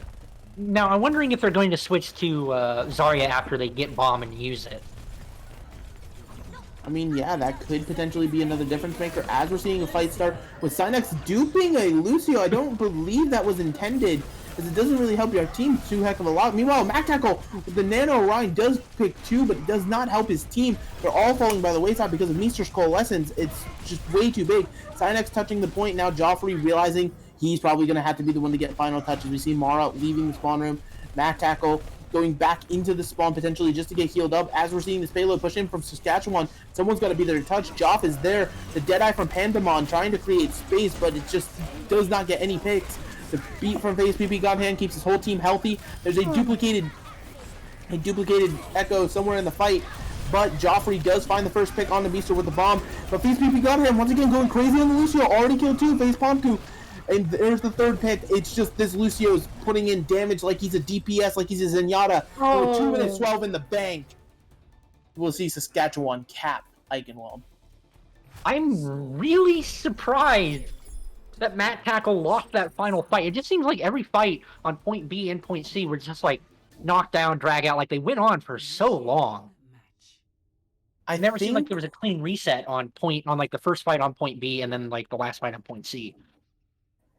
Yeah, I definitely have to agree with you there. There's just no real clean resets because the fights feel winnable, right? Especially like looking back at how that last fight started, you nano boosted your Reinhardt, 2 picks come through, it feels winnable, but when 3 of your team fall because of the coalescence, and ultimately I think it's not even really a composition despite how much Pomku's been able to do on this Sombra.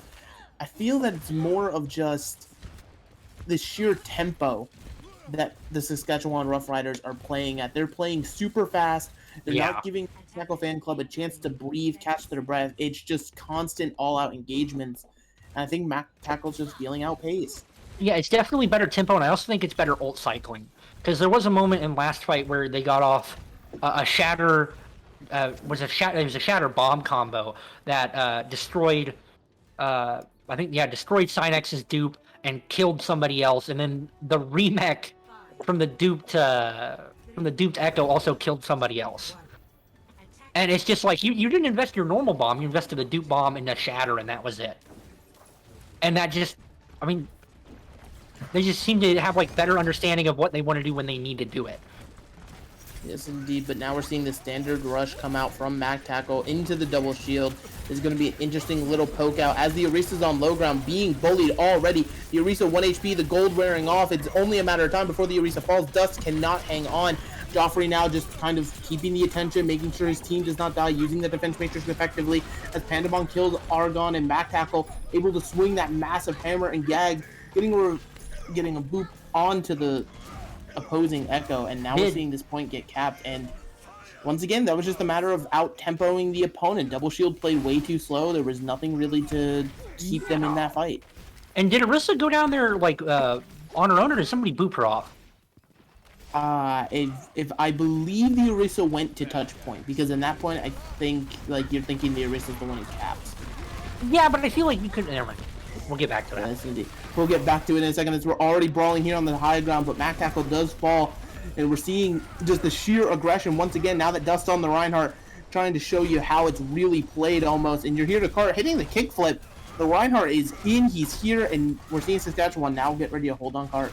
Having the diva like just push cart is a bit of an odd choice from Maktackle Fan Club. Yes, indeed, and the window's out for Saskatchewan though, but it was amazing eat on the Fire Strike, but it's just not enough. There's still too much damage as we see FaZe PP Godhand maybe dropping a tactical crouch or two. No, it's leg day. He's just, he's doing squats. Yes, it's just doing squats. And now that they're in the mirror, I mean, I don't really know which team is favorite. Yeah, I mean, you're looking for good D.Va play here, because you want your D.Va to help absorb either the flashbang or the fan the hammer. That's going to come from the McCree.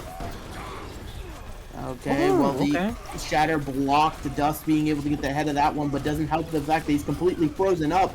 Pandemon able to take him down, Sinex killing the Baptiste, but FaZe Pomku deciding that this fight is not over until he says so. Already kills 2 in the backline before he's taken down by Gag, but it's just not enough. Sinex stalling on cart as May. And actually, wait a second, Okay, Sinex not stalling on cart. Sinex actually able to turn the fight in his team's favor with both of his tanks, and now we have Joffrey just demeched, this little baby D.Va looking for her mech. She misplaced it.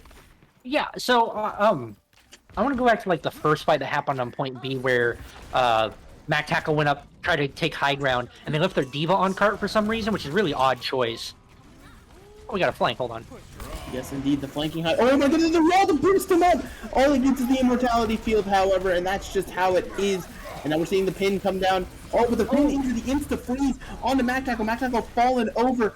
Argon gets the bomb kill onto Gag. That's exactly what you love to see, as we're now seeing this defense start to take shape. Pomku getting the kill. Joff deciding he just doesn't want to get staggered, resets himself into the pit. And absolutely massive freeze from Mara onto Maktackle to cancel the shatter. Yes, indeed. And I think Blizzard also committed into that fight, so quite a bit of ults on both sides. I mean, you still have High Noon, which is kind of not the strongest ult in the game. And there we go. Wall, engage. Yes, indeed. They're wall engaging. The D.Va's frozen up, and the lamp is already used for Paracelsus.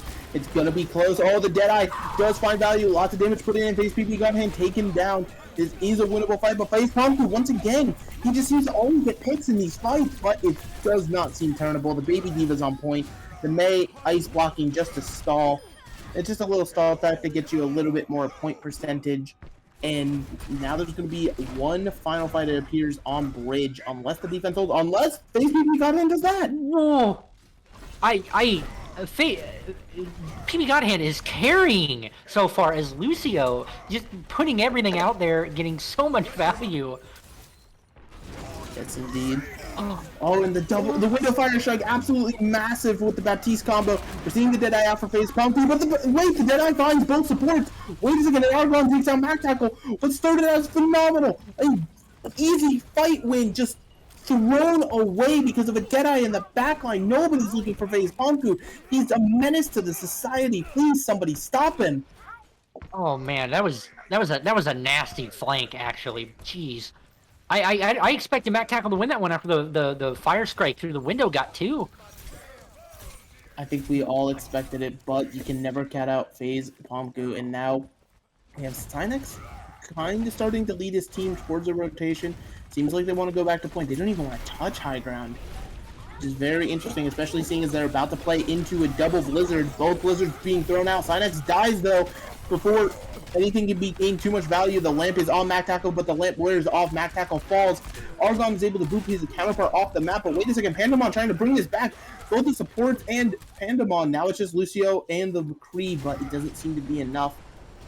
And now with just under a minute on the clock, we need to see Maktackle Fan Club win this game, because otherwise it's out 2-0.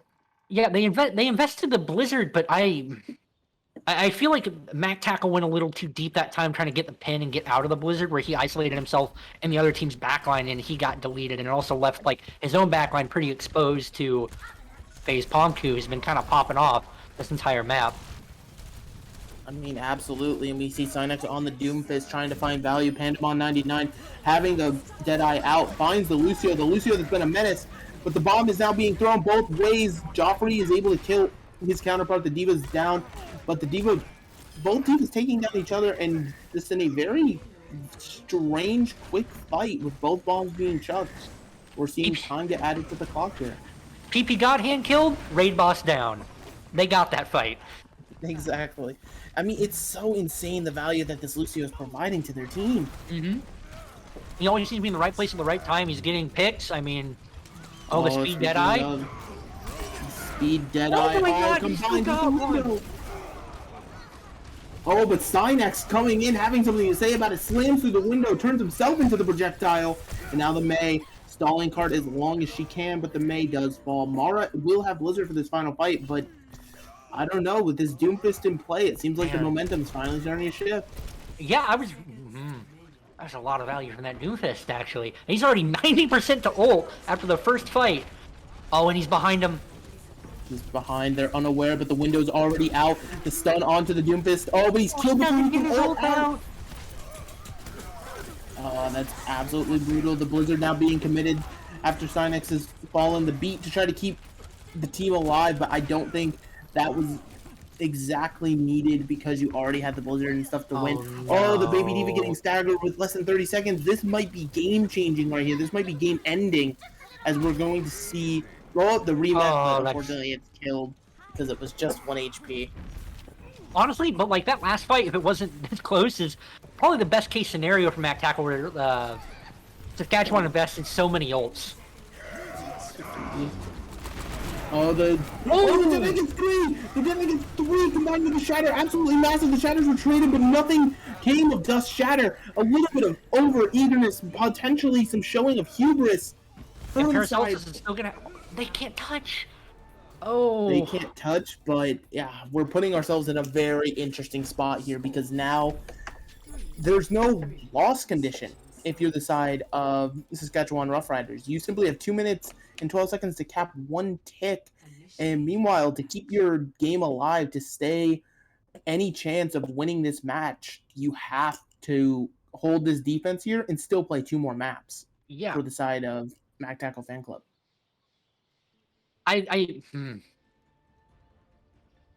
That last fight is what we need to see from them for the rest of this map. Is just categorically outplay the Rough Riders, which is not something they've been able to do so far. But we know they have the potential to do it now because they've done it a few times. We need to see that this is still their first game. You know, they're still gelling. You know, they've had less than a week of scrims together. I mean, but it also kind of helps when Dust decides to give you a freebie and walk past your whole team and whiff a Shatter. That does tend to help team fights. Yeah, didn't he get at least one with the Shatter, or did he not get any?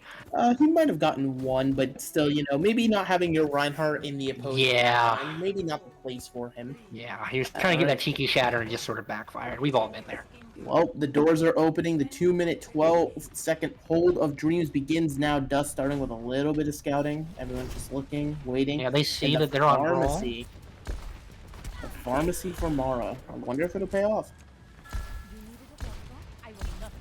And Pomke decides to go for the Sombra. Okay. Interesting enough to go for the Sombra. Maybe you think EMP wins you a fight. You just got to build it. No real good hack target. As we're seeing Dust slam in with the ball. There's a lot of focus fire onto him, but he doesn't seem to fall over at all as Pandemon having to keep the Pharah at bay in the sky. And it's just kind of a poke war right now. The Baptiste on one side, Paracelsus keeping everybody alive, Meester. And this is pretty much the race, right? You're going to have Para try to build Window at the same time that Meester can build Nano, and who can build it first. As the Pharmacy falls over, McCree getting the lovely pick. Face PP Godhand probably caught out trying to go for the res. And all of a sudden, that 2-minute time bank is cut directly in half. Yeah, but this is what we need to see. Where we saw it, where Argon is staying with Dust like the entire time. Like he could have got flashed and deleted, but Argon was with him, absorbed the flash, and just saved him from just getting deleted in the first few minutes of the fight. But I will say, Pandemon is doing a really good job of just keeping Mara at bay. I mean, yeah, and that's kind of all you really need to do. The Deadeye out for Pandemon kills Mara. Now they just have to deny the res and buy more time, or potentially even go into a stagger fight here. And it could be big. Meester does have the Nano online. The question is, do you commit it here? Oh, and Argon gets demech. That could be a big stagger with only 30 seconds left on the clock. All of a sudden, what was a easy just take 1 tick and win is starting to slip out of the Rough Riders' hands. Yeah, and now you're going into Window and Shatter and Beat. I mean, they're coming up on a lot of ults themselves. I think Mara needs to get value from from Barrage, or else like this is just not going to be. I mean, Somebody's yeah, touch. it's Oh, probably no. going to be a Nano Barrage. You're probably going to have the Wrecking Ball to touch, or the Sombra. Both are in position to do it. I'm going to be looking out for the Shatter. There's the Barrage, or the Nano at least, and Pandamon's dead. The Barrage on the Paracelsus. This could be the beginning of the end. The Diva's 1 HP in a dream. Synex's Blizzard, though, freezes everybody up on point. Is there any follow-up for it? Maktackle Shatter only onto the Sombra, but there's no follow-up, and Argon's bomb! Absolutely massive, taking down both Maktackle and Gag. Just trying to do his best there, and kills Joffrey. Argon killing Synex, and that's it. The Nano Barrage was too much, and the Saskatchewan Roughriders prove that they're here to play, taking the series 2-0. The Nano Barrage was too much. I don't know where exactly. I don't know exactly where the Diva was to absorb that at that moment, but that's something you needed to know was there, and like you knew they were going to use it. That's just something you planned for before the fight because you know they have it at that point. I mean, yeah, it was a very rough scenario anyway when you're in those situations. Like, even if you hold that defense, right, you're still at a 1-0 series. You still have to win 2 more maps after the fact, and it's just completely back and forth. But I feel like both of these teams, they read their opponents, they know what they need to do, and Saskatchewan Roughriders, I mean, playing like that, we were talking at the beginning of this game about how Aqua seems untouchable, but maybe, just maybe, we might have a rival for them here in Group D. Now, I do believe we're going to have some interviews as people are being dragged in, hopefully. Yep, there they are. There we are. As we have our lovely interviewer, Jay, back to ask him some questions. Thank. Maybe. All right, guys. That was incredible gameplay on your side. I came into this match today expecting you guys to win, and I was not disappointed. How does it feel? Pretty great. We are the best team in the tournament, so it's not surprising, but yeah. I love the confidence. Is this what you guys expected going in? Yes, very much. As you should have. Dust was telling me that you guys have probably scrimmed the most out of all the teams, and it definitely shows with how coordinated you guys Yes, we did double were. block yesterday. We double blocked Yeah. yesterday. We double blocked yesterday and scrimmed every other day except like Wednesday, I'm pretty sure. Wednesday was our break day. Fair enough. All that hard work has definitely paid off. Who are you most looking forward to playing so far out of the games that you've seen or have scrimmed against in the official lineup? I want to play Aqua because I want to see Dust get destroyed by them. Not destroying Aqua, you want to see your own teammate get destroyed? Yes, I think it'd be Capital funny. D colon, dude. I think it'd be funny. Well, you know what? I won't knock you there. Dust did tell me that you guys all hated each other, and you know what? We don't hate shout. each other. That's true. They hate Dust. It's not that hard. It's an us against the world, and the world is Dust. Yes. Yes. Fair enough, fair enough. Dust is my world. No? Looks like we do have some love on the team. That's rare. Now, Perhaps. TP Godhand, Yep. the work you were doing on Eichenwald was absolutely phenomenal. Do you have any words of advice for the kids watching at home? My game, like Liege Zhang was probably one of my best maps I've actually played in a very long time. Same with Eichenwald, I just played really well. I was just not missing. But I think it was because of the power of Mr. Beast Burger. He is our social media manager, always cheering us up with his funny tweets. That's Sask Esports, all capitals. So yeah, it'd be great. Fair enough, fair enough. I really gotta say, love the roster, and I'm looking forward to seeing you guys continue your path to domination. Yes, I thank you. actually have a really quick question, if that's okay. Yeah. The Sombra, like prepping against the ball, was that something you guys were ready for? Like whenever you... Yeah, we kind of knew Yeah. Sombra is kind of a broken character, and always has been and always will be. So we kind of just... Pomku is also the greatest player of all time, so Fair. he obviously best on that role as well. Best on Kree, best Tracer. Probably Best Bastion as well. Best best Bastion. in Bastion. You BPL. haven't seen That's that true, yet. that's You true. haven't seen the Bastion yet. You'll have to show us.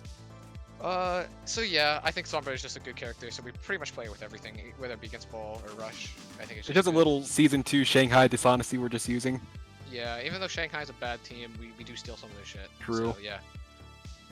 Well, it's working out for you. It's working surprisingly well, actually. Were you nervous going into this that it wasn't gonna work out for you guys? Yeah, we knew we were gonna win, but the Pomku Sombra, if you watch BPL, you would know that it's questionable. But obviously, it seems like he put a little something extra in his cereal this morning, so. Yeah, I'm well acquainted with the Pomku Sombra. We worked together on Night Drive, so. Yeah. Yep, Night Drive. Night Drive. Three Yep, Night Night Drive Drive. players on this team, and that's probably where our success is coming from. Because obviously Night The Drive Night did Drive win. Resurgence. They did win BP. We did win BP. We have a third of all the Night Drive players in existence on this Yeah, team. and the other ones refused to let me pick them up, so unfortunate. Man, did you guys not give me and Freya the memo? What's going on there? Well, I thought Freya was I don't know. captain, and I would have voted for Freya if she was I changed my name like a few days before the draft started, so people probably didn't recognize me at first, so I just DM'd Thee during draft, said, hey, if you need an off tank, pick me up. Well, I definitely think that synergy coming from Night Drive and the synergy from scrimming a lot is really gonna push you guys forward in the sub tourney. Yeah. Alright, but we're gonna throw it to break now, so good luck on your next game, and we'll be catching you shortly for the next Yep. game on the C stream. Thank you. Thank you.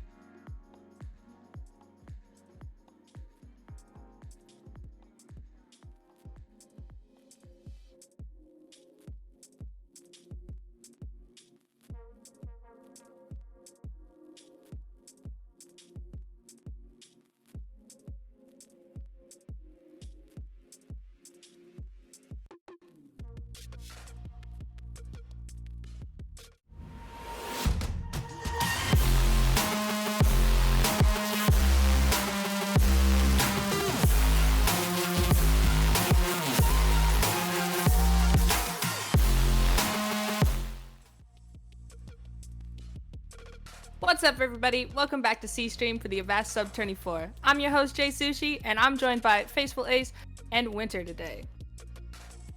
Howdy. We just got done watching Reverb 2-0 against Redemption Burger, and the Bongbongie Bongs proved to us that no woman has ever loved an Overwatch player. When they 2-1'd, women love us. So safe to say, we're gonna be in for a good match because we're seeing two winning teams come and face each other. Do you guys have any thoughts on who you think might win? Well, I mean, Reverb had probably the hypest intro video of any of the teams. And I like Joshin, but I have to side with the power of friendship on this one. I think Bongbongie Bongbongs are gonna take this. I'm with you there. I'm siding with the power of friendship. For those of you watching and don't know, the Bongbongie Bongbongs is captained by Aware, and on that team features members like Dilby and Aaron, and those three have been friends for now like 2 years coming on it. I'm also a bit biased siding with them because I've been friends with them for 4 years now too. But beyond just friendship level, I think they have some really good players and a lot of synergy going into it. Like Spooky and Dilby were both on Packing 10's High Rollers and Sub Tourney 3. Oh, good So we thing. can What about you, expect- Faithful? Oh, well, I'm expecting we can see some synergy with that. I hadn't known they were on the same team. But yeah, my gut says Reverb, but I really want to root for Bongbongie Bongs. I think it's just their name. It's just so much fun to say. You can't help but to root for them. I think you have to watch out for Bongbongie Bongbongs running out of steam because they just played a 3-map just slobber knocker against Women Love Us. And that was just, they were literally just coming off of that. Meanwhile, Reverb has had a bit more time to rest. So, will Bongbongie Bongbongs, are they worn out or are they going to carry that momentum into this match is a big question. Yeah, Well, people hopefully really we'll be able to underestimate carry the fatigue of players. Hopefully they'll be able to carry it. Though I gotta say, I'm also really excited to watch this game and see it happen because Reverb was looking really strong. And we are headed to Lijiang first, yet again. Alright, well you two, take it away in just a second then. Okay, thank you.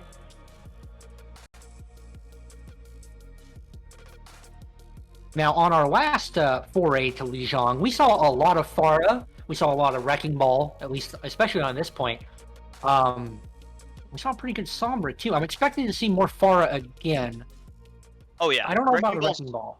Wrecking Ball, I think, is really good for setting up the Pharah to get some kills. On the slams, you can get some rockets into him. It's just almost guaranteed damage and almost guaranteed kill. That is true.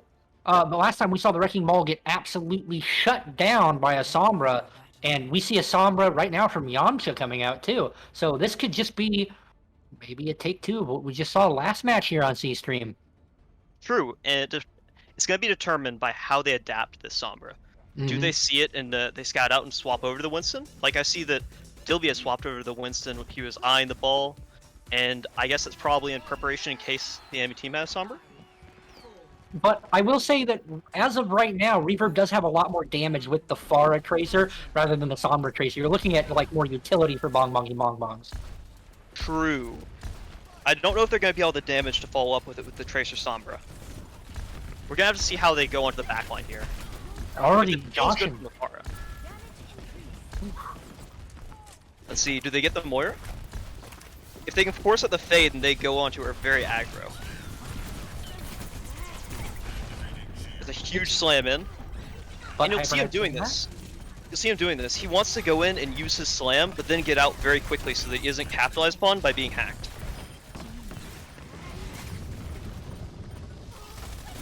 Let's see what ultimates are going to be on the board. They're going to be coming up on a quick barrage. Oh, and they took out... They took out Yamcha and Eiko.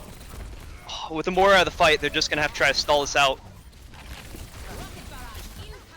Ooh, there comes in the barrage. Coming out and hits nobody, and he's taken out by Bing Dong, by Bing. That's so crucial, because the D.Va was missing. Aaron with a pulse bomb, and then he also gets Dilby immediately after. And he also gets a third, he gets Bing! Oh my god, Rift! Rift doing his best Carpe impression, just turning that fight for them. Rift is the meta, Cleaning up. let's go. And then he also gets Yeah. Eiko again. I think he got 4 or 5 kills in that entire fight. Absolutely cleaning up. And he's already 40 to his next pulse. That's when he's probably going to have it this next fight. But looking at it, Bongbongie does have the ult advantage here. Yes, that's true. And they're coming up on the EMP, which is a really big fight winner on control. Ooh, mine's coming out from Hyper Knight and Bomb. That is great zoning. Now they have them. Now they have the Winston cut off from the rest of his team, and he has to primal to hopefully get out. Joshin gets He's going 2, to rally. Oh, Josh in the back line. and the monkey is still isolated. This is...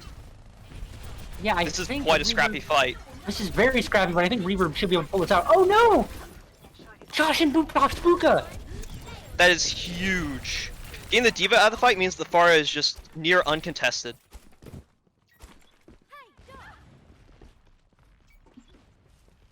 But if you look at Bongbongie, Bongs, they have almost a full ult bank. Ooh, they're gonna have to back up here. But still, 5 ultimates. Oh my 5 goodness. ultimates, so. Five ultimates, yes, but can they get to point to use them is the question. Yes. You need to get Yamcha needs to get in and get an early EMP on something that will start that engage. That's the go button. You need a good EMP. Is crucial here. Let's see, bomb, but it gets nobody. Just sort of a zoning bomb. Pulse bomb. I can't even count the ults. All of them. Yes. Every Q. How many Qs do we use this fight? Yes. We used about 10, honestly. So, yeah, Joshin cleaning up again, and a rematch kill on the Dilby from Obscure. Let's see. Luka's trying his best, but you can't really do much. Yeah, just have to try to stall it as long as you can for your team. Let's see, who's going to be back next? I think... Oh, it's the Sombra that comes back onto point. Yeah, and now it's Akko. And Akko touch? No. Oh, Dilby's able to go, and he has the primal. He has the primal. Oh, but he got stuck with a pulse right as it went off. He's going to be melted down very quickly. Let's see, is there anybody who's actually going to be able to touch? Anybody that can turn this fight? I don't think so, no. I think this was really sort of a Pharah diff where they couldn't contest Joshin at all. Like, D.Va can only do so much, but D.Va has a lot of responsibilities already, and asking, hey, also, go deal with that thing up in the sky is just a bridge too far. Oh yeah, especially when it's damage boosted, so it's very hard for you to actually keep him mech if you just get splashed by any of them. And now we are seeing, I mean, basically almost mirror comps, but with Reverb favoring... No, it's mirror comps now. Okay, yeah. Just mirror comps? Let's see. Well, yes, this is the place where you want to be playing the Rhine and the And the spam comps in Junkrat, this yeah. short little corridors. 3, 2, 1. Round 2. Capture the objective. Let's see, we're just gonna see the standard TP out of spawn. Let's see, who just decides to take white first? It seems like Bongbongie Bongbongs is evenly matched with them. Oh, Oh, but but Joshin they've gets an taken good angle. positioning. Yes, can the D.Va shut him down though? Because the longer this fight goes on, the more the Obscure is going to get charged and the more value the Obscure is going to get in this fight. Yamcha gets Caden and Bing gets Rift. Oh, okay, they lost their Symmetra. That's all of their damage. Yeah, but Reaver was already down there, Lucio, so, I mean, they're at a disadvantage here. Yes. Oh, but... Oh, how are they turning this? See, oh, the amplification matrix. It cleared up so much space for them. Let's see, but are they going to keep their main tank alive? Yes. Or they can very easily go over aggro here, so they have to watch themselves as they push up towards the spawn. Okay. Let's see. So we're coming up on Shatter for both teams, and we have a grab. We'll see how Spooka decides to play, if he can zone this grab off, or if he can eat it outright. Oh, they Oh, get but Joshin early! Quick pick off onto Joshin. He's not gonna have tire. Tire for Aaron. Let's see, does he choose to use it? Yes, he does! Is the lamp? Oh! Biff gets it! Let's see. Oh, grab isn't used! And they run down up here, yep. Yeah, they're just gonna try to stall this out as long as they can. They just need to reset here. Let's see, so they'll be coming up on beat for the next fight, and they also have the tire and the grab they didn't use. But how are they gonna get through the choke? Well, I mean, it's easy if they just decide to let him through. Oh, yeah. It's easier They're giving with them a lot of even- space right now, yeah. Oh, they gave them all the space. and they get Dilby. Dilby. The lamp was just a second too late. That's rough. Yes. At least they have beat, so they might possibly be able to back up and re-engage with beat. But they have to be very decisive about this. And they can't let Eiko getting so low. It's a good thing he didn't. Now they can actually re-engage. They have the beat. They can take a sort of normal engagement here. Okay, there we go. There we see the beat. The grab is huge! But it doesn't get anything. Oh. We got Dilby out of it. I think honestly, it was just having them all grouped up there for so long. Because take a look at Josh and just doing all the damage there. Just being able to shoot in and take away the shields. Let's see, so here we're coming up on a amplification matrix, a riptire, and a bomb. Yeah, I think this should be an easy retake for the Bongbongs with 3 ults to nothing. Oh, They yeah. shouldn't have to invest too much. Diva Bomb takes a lot of space here, so if they use it right, they can split the team and isolate one member.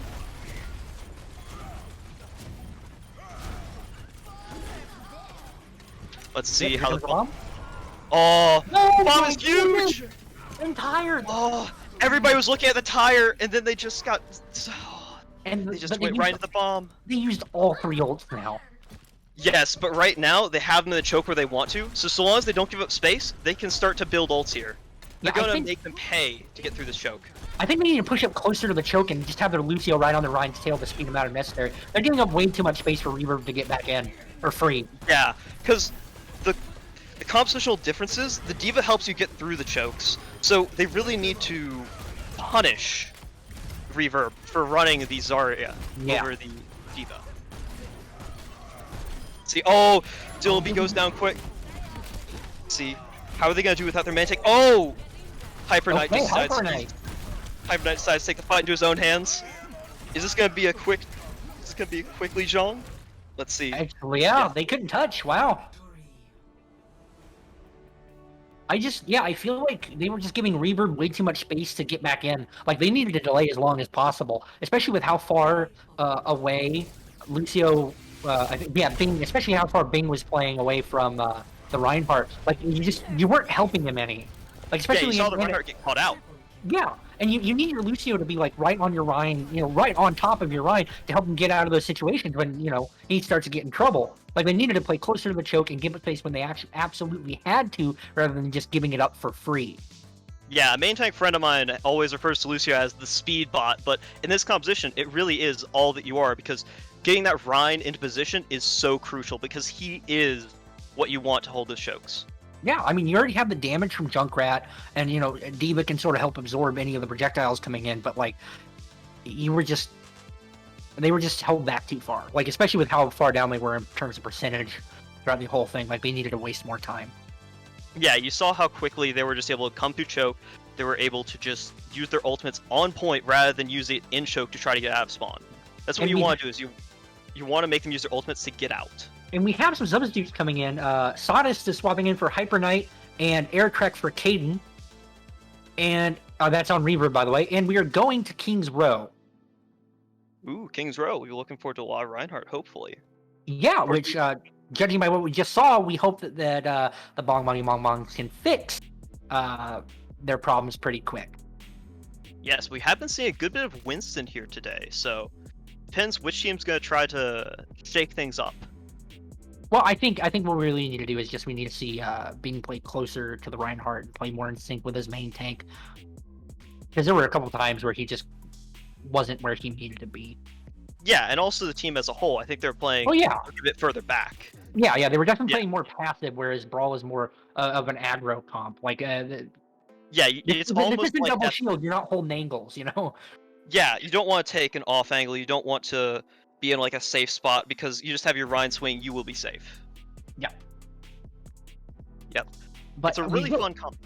Yeah, we already saw Joshin on Pharah earlier, and I'm expecting to see more of it, at least on point A for King's Row. Oh yeah, they seem to be loving the Far Mercy. It's just seemed to be a really powerful composition here, because the Diva already has so many jobs to worry about. Yeah, they need Bongbongs need to get a hit scan out there. I don't know if they have anybody who can play a McCree, or hopefully they do. I mean, hopefully they draft her for that. But hopefully we just don't see more short range like Sombra, Tracer stuff. Oh yeah, I've always hated the idea of ignore the Pharah, because the Pharah will just get so much value if you ignore her. And you just can't let her do that, because as soon as she builds up Barrage, she's just going to be able to drop on you and just get a kill. Or 2, or 3, or just a team wipe. So let's see what we have. Let's see.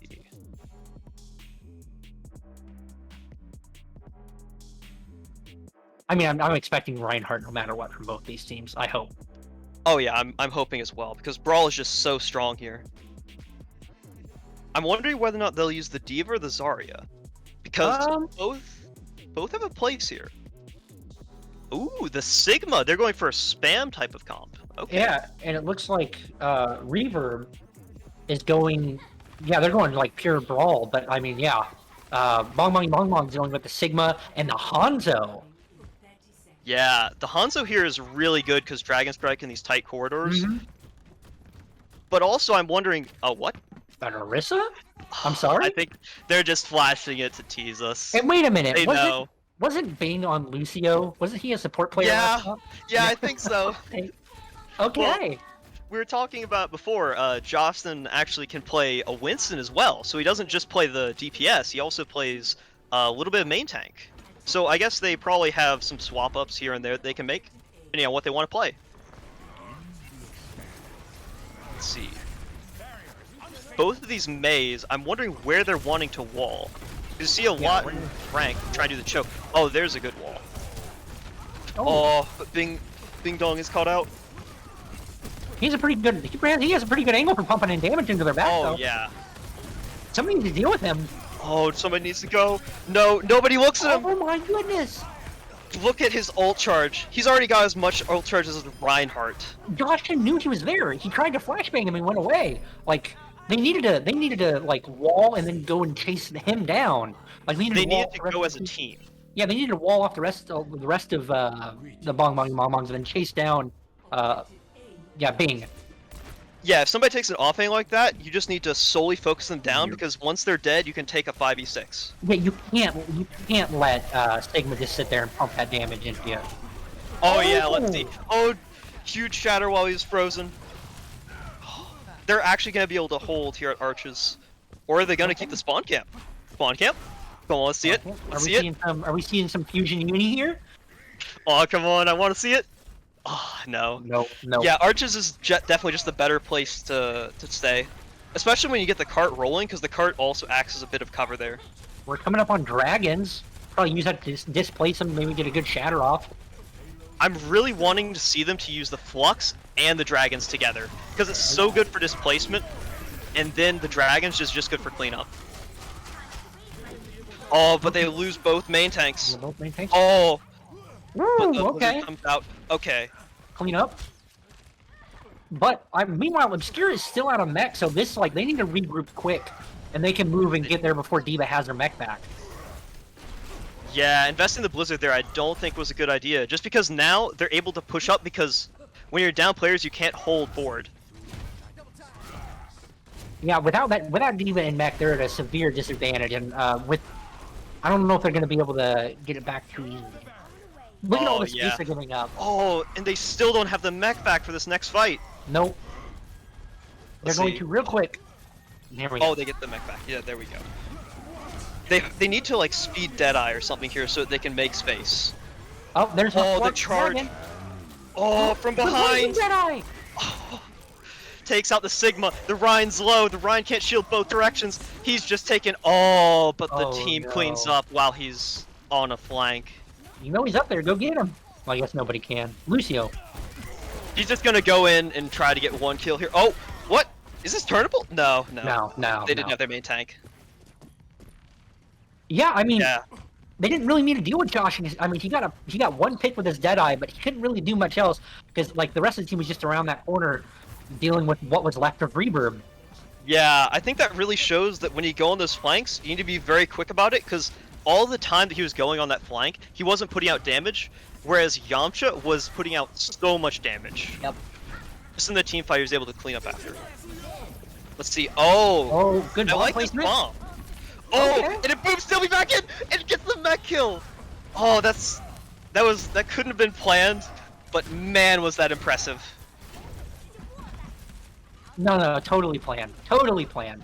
Set play. All right. Knows the exact boop distance of bomb. Yes. Let's go. Reverb is full of 4 heads. Or 5 heads. So we're even. looking. I'm looking at the shatter here because Blizzard.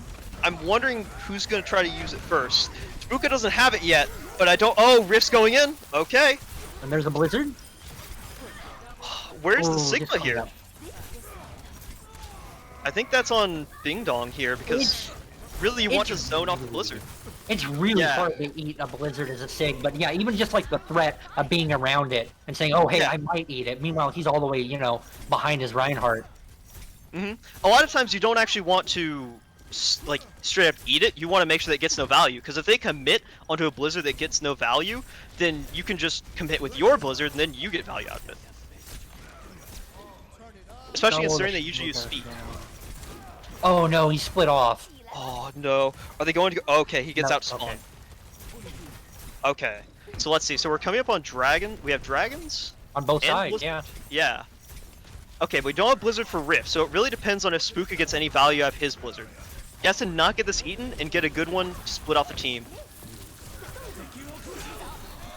Oh, they're using both DPS ults at the same time. Oh, and a counter dragon. This is so good for zoning. Oh, the Shadow gets nothing, but Dilby goes in too deep. Oh, that's huge for them. I just saw Rift's eyes, like life flash before his eyes. Oh, as he was about to go into the pit. Yeah. The pit demands blood. Good cleanup though. Good job from Bing. Yes. Absolutely, This is just great. like cleaning it up. Oh. The May's gonna stall out for just a little bit, but it's not gonna be too much in the grand scheme of things. No. Especially Just considering enough to that's a get nice going. stagger. Without the May there, they're gonna actually be able to play aggro with their May. They have both supports. I feel like they're probably gonna pop wall here early just to get more cart progress and keep them, out of line of sight. Yep, here we go. Oh yeah, it's going to force them back, and then when they're back, they can flux. Because they'll all be in a spot away from window. Let's see, so they beat, engage, they're going to wait. They're really playing this very patiently. Oh, that shield saving Dilby. That was clutch. Yes. It was He got also a shot great out of play. it. Oh, he got him out of it? Let's see. Oh, the Blizzard is huge. Do they get Dilby? Oh, Yep. this pushes over. Yep. Yep. And Bing is gonna be killed. No stagger. Oh, he gets booped off. That's mean. It's gonna take them a while to get some of those key ultimates back, but they still have dragons, so if they catch Reverb off guard, they might be able to make some of it. And shout out to Josh in playing Mystery Heroes. Come down the Doom, you'll love to see it. He's already 80% to ult too, so this is gonna be good. He just needs one good slam, which is there Oh, it is. There we go. I don't think there's anything to combo with it, so he can't go in.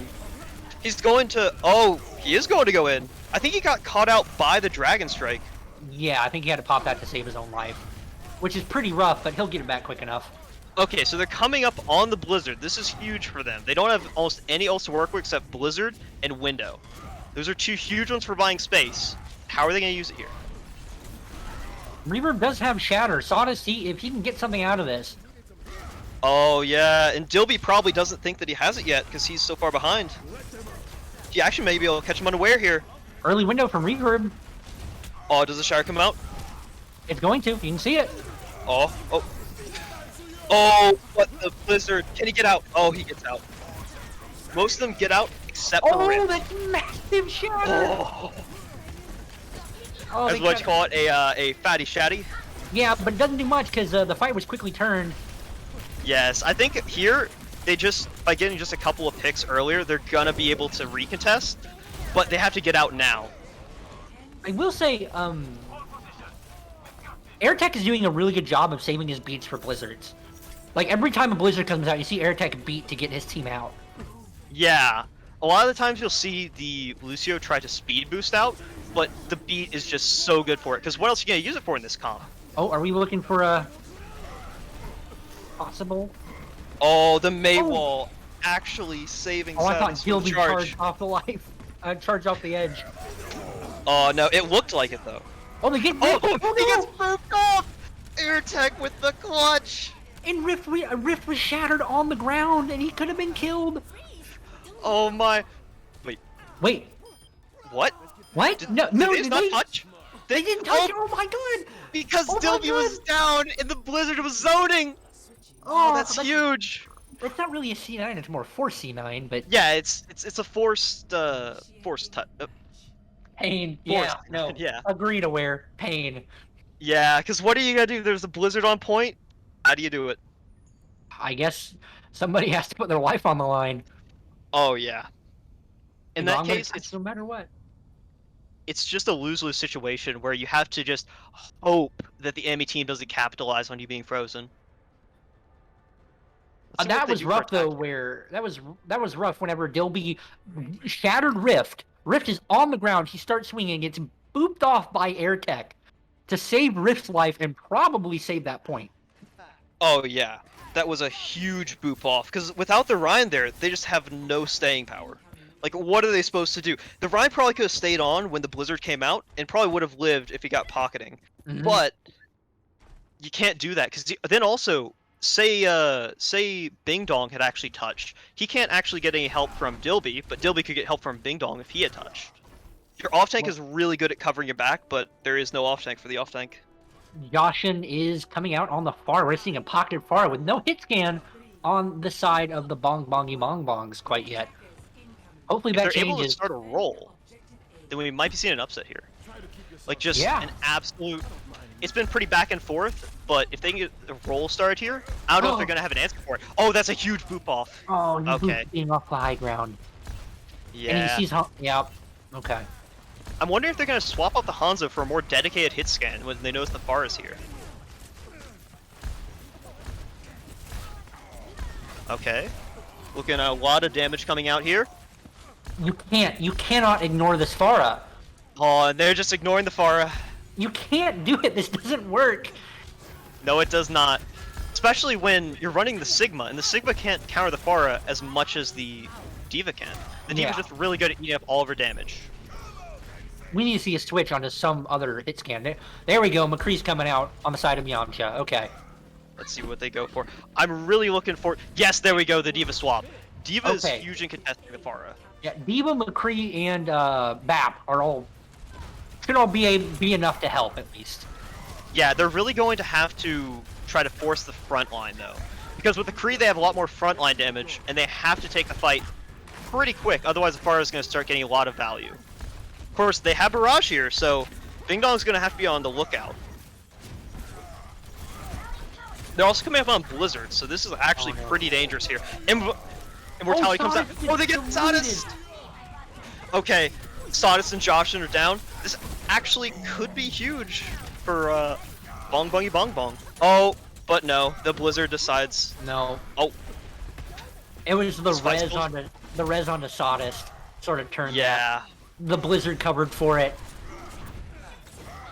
Such good coordination there. You see it with teams that just have good synergy, them being able to follow up with an ultimate or just an ability to be able to get another one off. Oh, and now Joshin is now on the Echo. Okay, I actually like this for here, because the Pharah doesn't get as much value, and the Echo is just kind of... Better. It's a better ult, at least. Okay, Bomb comes out. See, Bomb comes out. Let's see, it's walled. Okay, but they don't have... What? How did it catch some? Oh, it catched the Lucio in the back line. Here, yeah. I was wondering with the wall how they were able to get it. Okay, this is just gonna be a roll. That was a lucky bomb. Oh yes, that was a very lucky bomb. What I'm wondering is why Revere was out of position there. I think he was trying to dodge it, and he just kind of big brained himself. But we see a lot of ults coming on the side of the Bongbongie Bongbongs. It really comes down to how they use this Blizzard here. Because both teams have Blizzard here, and we've seen what Rift can do with it, but can Spooka match up? Okay, the DM came out. Okay, double Blizzard. Yep, both see, Blizzard. Dilby's far in enemy lines though. Okay, but Sawdust stays alive. Sawdust stays alive, that's crucial. Okay, they got Rift though. They're gonna have to back out for now. And the window's up, so it's giving them a bit more space. Yeah, you can't push into a window. Like, look at that shield. It is just already gone. Oh, and Bing got demeched. Oh no. Oh, that is a huge charge! The pin on the Dilby. Oh no. Disaster. And Ding Dong is still demeched. Okay, he finally gets his mech back. Okay, he has bomb here. He might be able to zone, but this is a long shot. Keep in mind, if they cap here, they just win the series. There is no second chance. See, we have a shatter here. We have a shatter. Are they going to? Okay, Obscure dying on 97 to bomb. You hate to see it. See, the shatter needs to be huge. But Dilby, he doesn't have any pressure on him. How are they gonna? Oh, they're just gonna wait for Obscure. Yeah, they need to back Okay. up, 'cause they have the ult advantage here. They can bomb, shatter. They're coming up on Blizzard again. Like, if you're on the side of Bongbongie, Bongbongs, you need to pop this window early or try to get this Blizzard before Rip gets his. Oh, that was a huge block from both ends by Dilby. He blocked both the shatter and the bomb because the time was just a little bit off. Oh, okay. He charged in the backline. Does he get anything out of it, or does he just feed?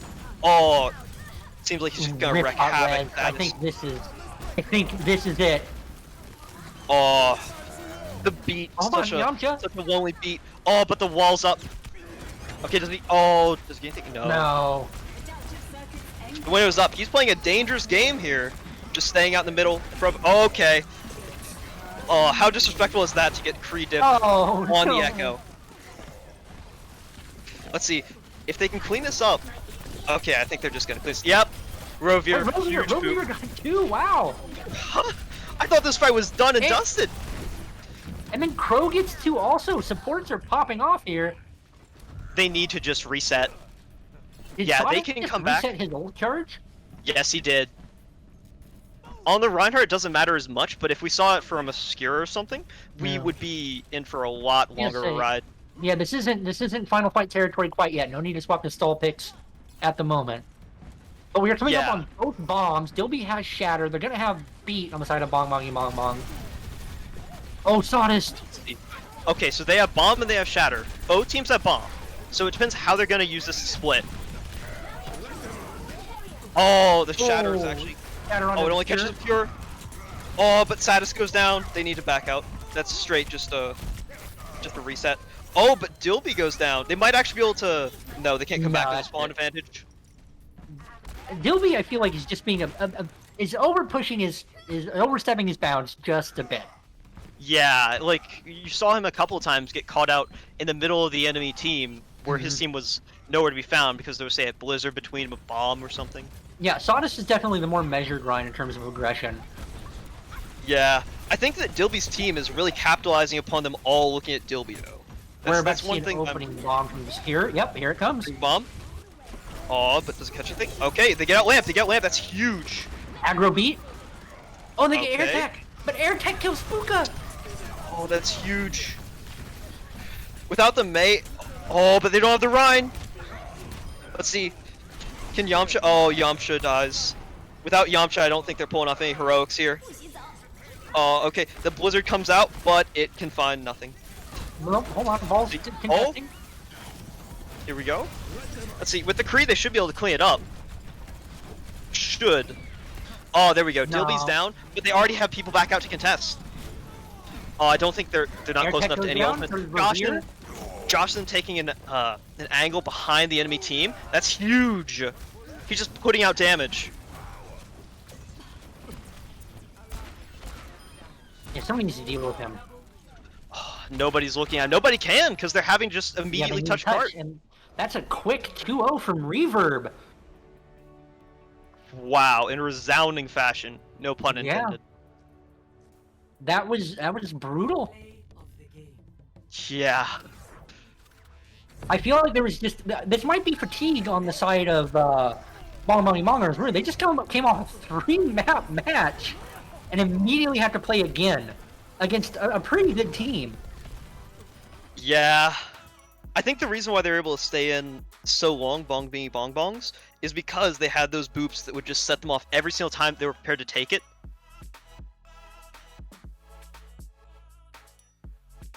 Well, I mean, I wasn't expecting that. Yeah. I thought it'd be much more back and forth, but we sort of saw that on Lijiang. Yeah, we did. It's definitely a closer map where Kings Row, Reverb is definitely better at the brawl. Yeah. I think Reverb is also better at knowing how to use their ultimates. You'd see them being able to start a snowball, and that's how they won number of fights. Control's a lot about it. Hybrid's a lot about it. You saw them being able to just go through, like for instance with Afara. Now that they had Barrage, they were able to go through, with May especially. Hello? The whole team's coming in here. Okay. Yeah, so we're gonna get on to these interviews real quick. Yeah. Okay. Post champ. So, hey guys, you just showed us in utter domination, pretty much. Not wrong. Not wrong. That's just how we do it, you know. That's how we are. Have you guys, how much have you guys scrimmed going into this, or is this just like pure skill, coordination, times, winging right? it? We have 3 scrims and a warm-up scrim this day. 3 scrims and a warm-up scrim. Wow. So I guess even friendship can't beat the skill and coordination that you guys have going on. Nope. Do you think there's going to be at this point any team that challenges you? Because you've had 2 2-0s now. We beat Owen's team, and that was personally the team I was most worried about. So in groups, I don't think so. Fair enough. Then who are you most looking forward to playing? Probably Aqua, Recurve's team, because he was our warm-up scrim today, and we had a pretty close match. I just want to play again. That's entirely fair. I think you guys are probably the 2 most dominant teams at the moment that we've seen. Now, Pretty good. I have to agree. Now in Lijiang, it was a bit back and forth for a while, but you guys really pulled it back. What are some of the things that you guys changed? Would it be in comms or comp that really helped you push forward? Just having a game plan, just saying what we're gonna do for the next fight with our ults. Right. Personally, at least, I played more defensively to counter Dilby's aggression, at least. To make sure that I ended up surviving and let the rest of the team pop off around me, basically. A lot of team coordination. That's what we love to see in a team-based game. We Now, basically turned Crow up to 200 and then listen to him. Hello. that's a smart way to do it. Now, I also want to talk to the Bongbongie Bongbongs. Hello. Yes. You guys showed us a good match on your first game today. We got finally some back and forth gameplay with that, as we haven't seen much of that so far. As I think almost all the games have been 2-0s. Mhm. You're not playing at the moment, but how have things been on the side of the team? Have you guys been scrimming often? We're scrimming as much as we want to. I'm not trying to enforce like a high pressured situation. We're scrimming when we can, when we feel like it, really. It has been fun. That's good. That's the main important thing to be doing, is to be having fun. True. I gotta say though, you are one of the bravest players around. Making a whole team based off K-pop merch. No one knows. You shouldn't have said that. Oh, my apologies. Well, It's unfortunately fine. now It's even more fine. people will be rooting against you. Yes. Yeah, in the Bad Yes. Pachimari League polls, you did, however, rank decently. You were the 3rd most popular in Group A, but there's only 4. But you did beat out Women Lovers, both in the polls and in game. Okay, cool. So, Daniel's team could beat Women Lovers. Women Lovers, Hyper was really kind to me, so Women Lovers, they were great. They were a great match as well. Good for them. Yeah. I guess. So you've had a great match, and we've had a a match. great match. Yeah. What are some things you guys are gonna work on going forward in tomorrow's game? I don't know. We weren't prepared for the Farah, so maybe we'll do something about that. But I'm sure Kat Caboodle has some things to say to the team at some point. So she's the brains. I'm the not the brawn, but I'm there. So. Alright. Well, thank you for being there, and thank you for being here. Now, No we're gonna go problem. to break, guys, before the next game.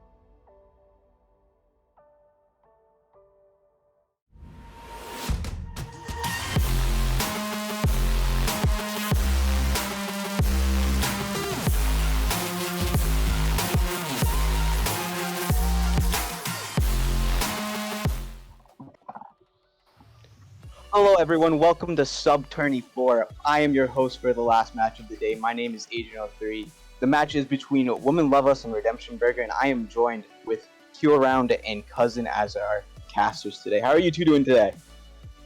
I'm good. Hello. Hi! Doing great. It's good to hear. That's good to hear. So did you two watch the matches between these teams earlier? Well, not between each other, but you know what I mean. Well, I did, and they did try to fight. I will say that they did try to fight back. They just weren't prepared for what their opponent, but Reverb and Bongbongie had in store. That is true. They both did end up losing their first match of the day. It was very sad to see. However, Woman Love Us did manage to take a map off their opponent, while Redemption Burger did not. So that is some good things to hear for this next match. However, the Redemption Burger's opponent did win over Woman Loves Us opponent. What do you have to say, cousin? I think both these teams, I didn't see the games, but I think they are in a tough group. I think right now they need to, they need a win to stay in contention within their group. So hopefully, they know that and they give us a good game here. It's very true. It's very true. Especially with the competition in this group so high. Yeah. It's remarkable. These teams are really putting on a show for us all. Spicy. It is spicy. Do you guys have any predictions for this match? Who do you think's gonna win? I honestly have no idea who's gonna win this. Go to predictions, okay? True. It is very hard. What about you, cousin? Do you have any idea? I'm gonna go with Redemption Burger. I think they have a stronger team. I agree with you. I watched their match earlier today. They looked really good. And Reverb looked really strong as well, which was their opponent. And they looked like the strongest there too. And they had a close match. So I'm really excited for this matchup today.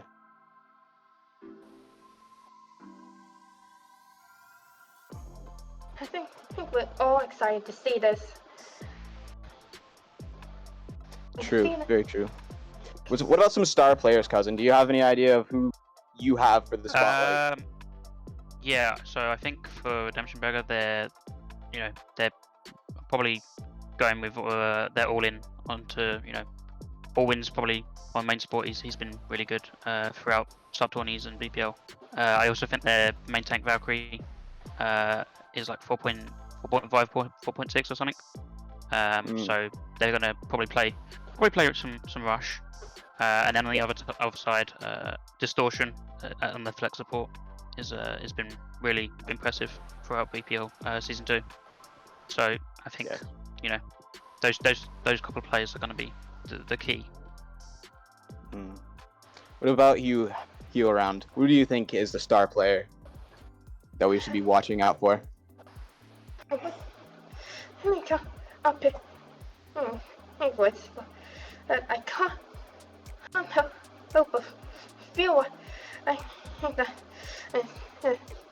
both these bosses are quite the marvel to watch.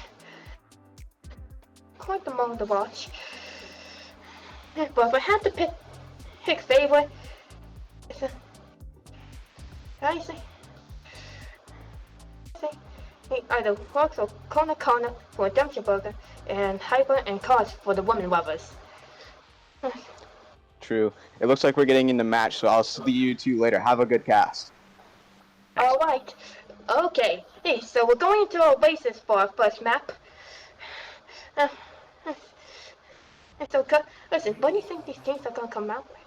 Okay, so let's see a near mirror map. Actually, we got Ryan Sigma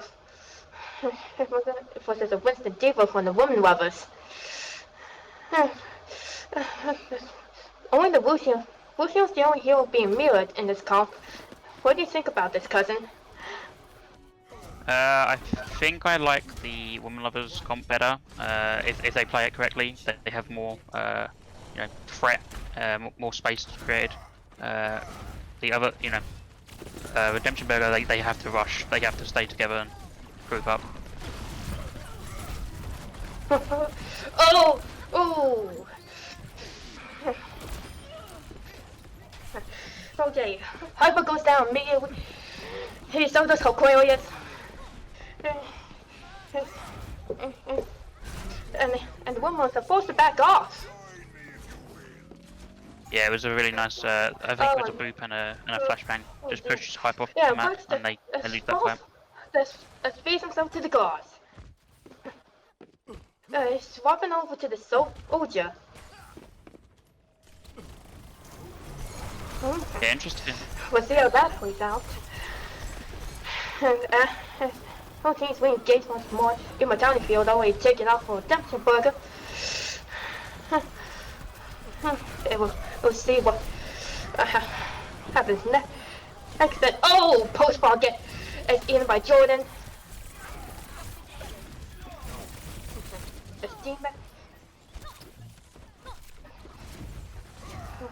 Yeah, really nice engage there from Redemption Burger. They just, they're playing those rush really quite well, and Women Lovers are just they're kind of swapping a lot of their stuff. They've just swapped off their Winston to Ball, and the soldiers seems to be working, putting more pressure onto the Echo from Aquarius. Okay. Distortion on the Zenyatta now. Oh! Oh dear, Hyper nearly falls off the map by a shadow. Where fuck comes out? And it might. Oh, and Sonic goes down. Oh my god. But Claire's just trying to drop. But the Warriors are being dominated by now. Yeah, it's not close at the moment. I think Women Lovers really need to get a regroup and really get a plan of what they want to do here. Otherwise, Redemption Burger are just gonna keep holding and keep dominating and again fast. Let's go down to Hewitt Rocket. Oh, if I popped. What the? Oh, 100 going the way of Redemption Burger. Yeah, that wasn't that wasn't a close one. I think Women Lovers, they really needed to find a way to. Oh, there's a pause. Well, unfortunately, yeah. Women Lovers, they really needed to find a way to just negate the rush, right? They needed to maybe play either mirror and play rush against them, or just play like what they were going for, but they didn't ever get it set up, which was the balls then, and just try and play split as much as possible, poke them down, and just get as much damage into like their back line of like the bat, force the lamp, and then push him after that.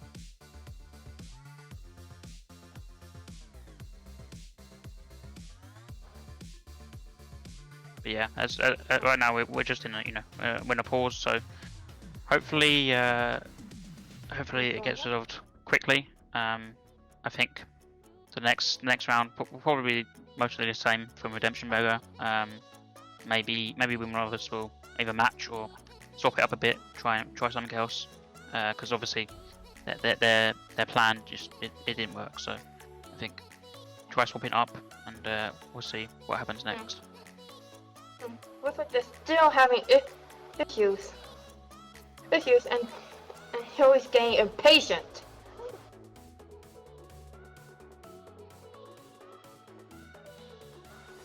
Alright, what's like? Excuse me, right? What's like got coffee? Because I'm not teams are ready.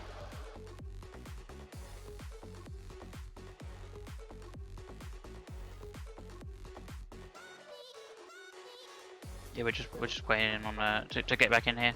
I think right now as I mentioned, it's competitive. There's definitely bright spots. Now Joey's wondering if someone's trying to stall.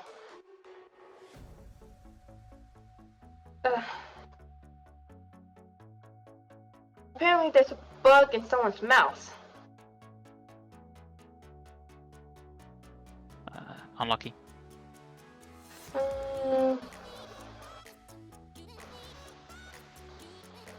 Wait a second, GPU caught on fire? I think that's just joking.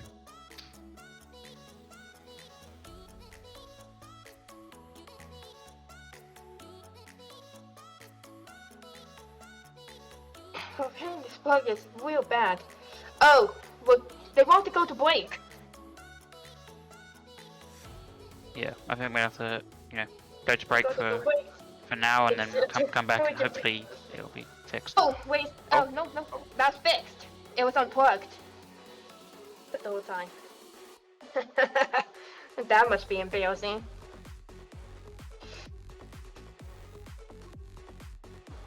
And we're back. See now. So, You're on the roster team. Thanks, Jerry. hey, what we got? Pseudo Bushcock coming out from a Emption Burger with a Doomfish. 5, 4, Hurry out.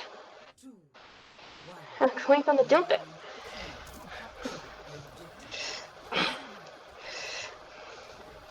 Here we go. Okay, team's aiming for the point. Oh boy. The Owen and Bucks go down. It's looking pretty even so far. Ooh. Both teams are looking pretty even, but now and the point's now unlocked. Oh, down goes Valkyrie. Easy taking one thing now. Oh, but Owen goes down the height. Turn he was checking out for aching out. Oh, Hyper Friends works like a pancake as Rocket Tree. And Queen gets the kill on the distortion. And Hyper's really well right now. Need some help. Down he goes. And down, and that's a win for the Redemption Burger. Burgers and they're gonna get the flip. Yeah, that was really nice from Redemption Burger. They gave up first cap, but it wasn't much percentage. 12%. They lost a couple of people. They just backed out and then recontested it when they had their full roster. And they kind of flattened the women lovers after that. Mine's supposed to. But Wax goes down. And amplification matrix has gone. It's up. And so on the mind that post bomb was taking them down. Yeah, and Jim will fall shortly after. And the Bush will fall shortly after. And woman will flip the point. Yeah, no, nice recontest there from Milos. They just got the picks that they needed. That's the Stacker killing the Jordan. And Queen is stuck in verse 9. But Wax finishes off his kill, brings up cards. Also on the Widow. Was on the Widow. Interesting pick. Because the almost angles you could go for on bases. Queen is get. That's two. And Sang will be blasted back up. Let's think for one by the kill. Self-destruct kill. And Owen should help Queen himself up for the woman lovers. Yeah, I think that Widow was just trying to get picks and try and win the fight just based on that. But at the end of the day, I don't think, unless you're like a god tier Widow, it's not going to work out. So going over to the McCree now is a lot better for their comp, playing this rush style still.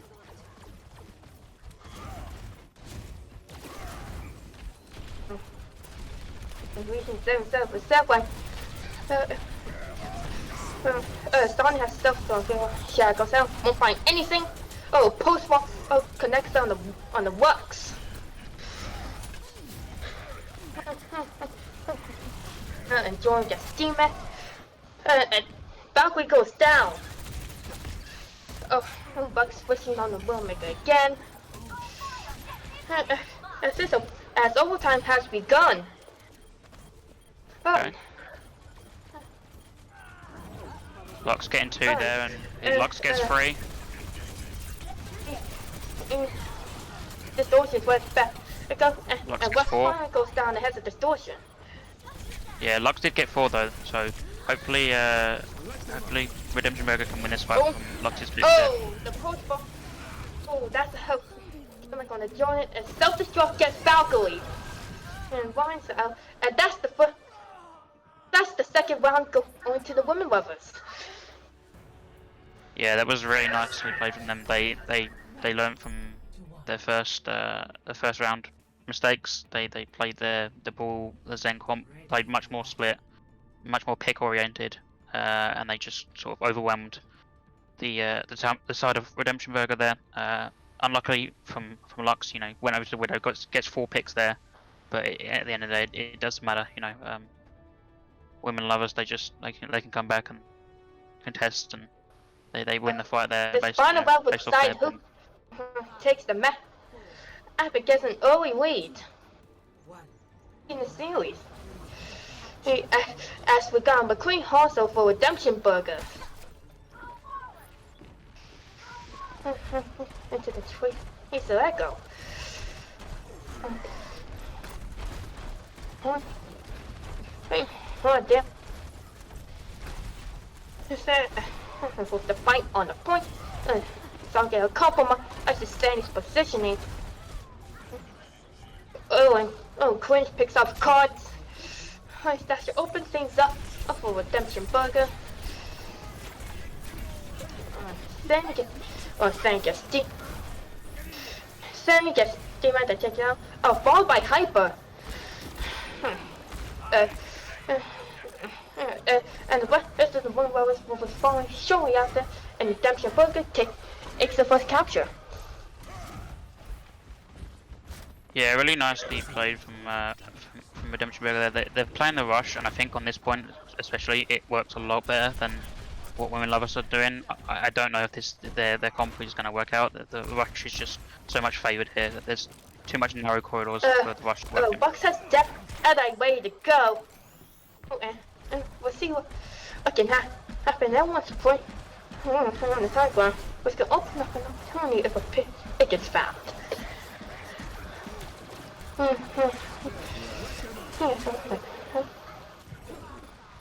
Amplification music gets popped by Jam. Quince is hunting fancy. Quince goes a little deep and gets taken out for it, and while Sandy gets D-Max. Cars takes out Valkyrie.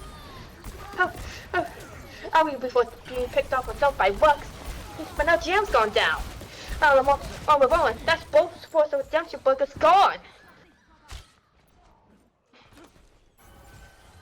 Yeah, that was a really nicely played fight there. I think Redemption Burger should have just, you know, they really needed to rush into something, but they could fight no targets right now. Both DPS is so sweaty on both sides. It's pushing to pull the trigger. Go in this next fight. Here comes the drag. I just put those players up. Oh, mine's exiled Alwyn. The books are being absolutely dominated right now. And the one was holding strong. Yeah, really nice job from Aquarius there. Really well played from We Aquarius. got duplicate first, and this way, ready for the one. We have 4 oaks on the side of Redemption Burgers. Self-destruct coming up. And Wax finds Fancy with the dead eye. And I think I just showing cards. That's the duplicate. Will be instantly taken out of it. As Russ gets picked off by Carl, but we'll get traded for Johnny. Now colorful. And now the one was only won by a run, even though distortion does get west back. His fight's pretty even, like, and one, I thought this was to back off. You need to back off and rethink their strategy. Once he goes down, you might see an overtime scenario. overtime's here. Oh, let's go down on the works. So the rest of the women, and Redemption Boy gets the flip in overtime. Yeah, really good job from Redemption Burger there. They played their rush correctly there.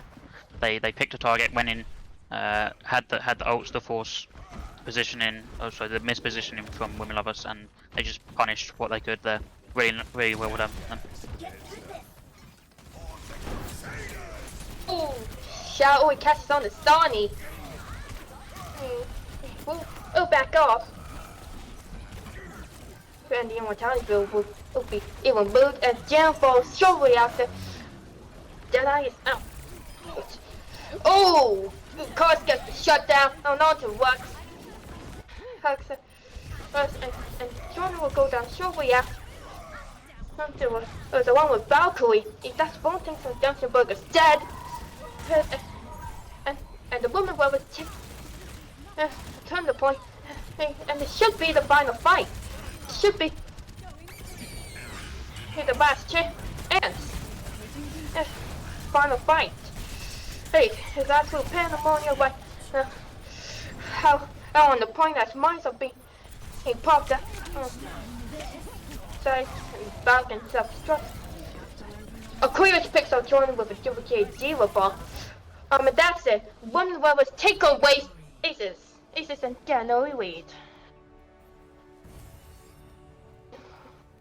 12 points. Yeah, you know, as you saw there, they played their comp better. You know, the first map they didn't have a. Goes to fancy. Here. It was here. How? What? So, got a little boundless action with a kill on the rocks. As map 1 going the way of the Woman Lover. Yeah, it was nicely played from them. They didn't have a, you know, first map they didn't really have much of a plan. They kind of got rolled 100 to 0. Second and third map they had a better plan of what they wanted to do, what their comp was designed to do. They got the picks that they needed. They set up their DPS players to really pop off from, especially Aquarius and Carts, and they kind of shut down Lux from doing anything there, especially, and also Valkyrie. Valkyrie's rhyme is, you know, really good, but if there's no one to earth shower or to engage into, that your comp doesn't work. So after the Women Lovers, they swapped their comp, made the adjustments that they needed to. A lot better play there. That you know resulted into their win of the first map. So yeah, I think next map is Escort. So yeah, it should be Escort. I think it's hybrid. It might be. I think it's actually hybrid. So probably King's Row. Right. We've seen King's Row a lot. I've seen King's Row on a lot. Yeah, it's like this tournament. Yeah, it's a favoured rush map. If you like to play rush, it's really good for that. Let's see what map is chosen. Chosen zone. Yeah, my guess is probably King's Row. Rush works a lot better on that map. I think the. Oh, we're going to Blizzard World. Okay. Oh, we're going to Blizzard World for a hybrid map. That is interesting. Rush can work, unless they have a different comp lined up. I think there's better comps. Maybe they'll play a bit of dive. Oh yeah, with Obi-Wan coming in for Queen, and Kona is coming in for Jordan. Okay, so swap on the off tank, and I think DPS Obi-Wan. It's a DPS player. So we will see what happens there. I think, yeah, the rush from Redemption Mega, as good as it is. And the shower is coming in for the store. Jay's coming in for Aquarius, and Distortion will take Sandy's place as the tank. The tank will. Okay. Yeah, I think women lovers, if they play their dive comp a lot better, and if Redemption Burger stick on this rush, I think they could probably win this. It all depends on Redemption Burger and how good they can get their rush working. Looks like it's gonna be. Looks like Danny's gonna come back again to the check. Equal. Oh, and Distortion's gonna be subbing up for Fancy. Yeah, we'll see what happens. But Blizzard is an interesting pick from Redemption Burger, especially if they want to play rush, these rush comps. Okay, it looks like the woman workers are gonna have Hyper, because Jay is trying to keep Aqua and Distortion in for this map. Yeah, I mean, we won't see until we get into the map what this entails for us. But if from judging from their last map, probably still dive stuff. It works really well for them, like I was saying. So if we can see the same sort of performance from them, I think they can easily take this map. Yeah, it's on the side of Redemption Burger to really show up here, to have a good performance from their DPS players and put their. Okay, the guns swap cost for a quick. Anyways, and then they'll be ready. Okay. Just playing a little bit of a roster roulette at the moment. Okay, women brothers are ready now.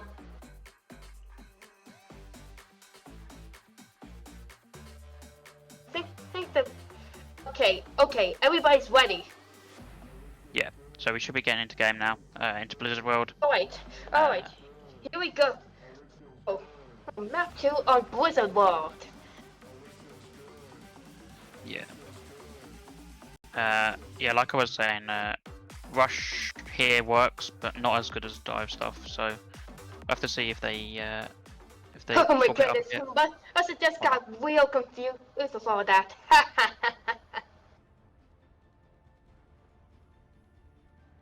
We do be trolling.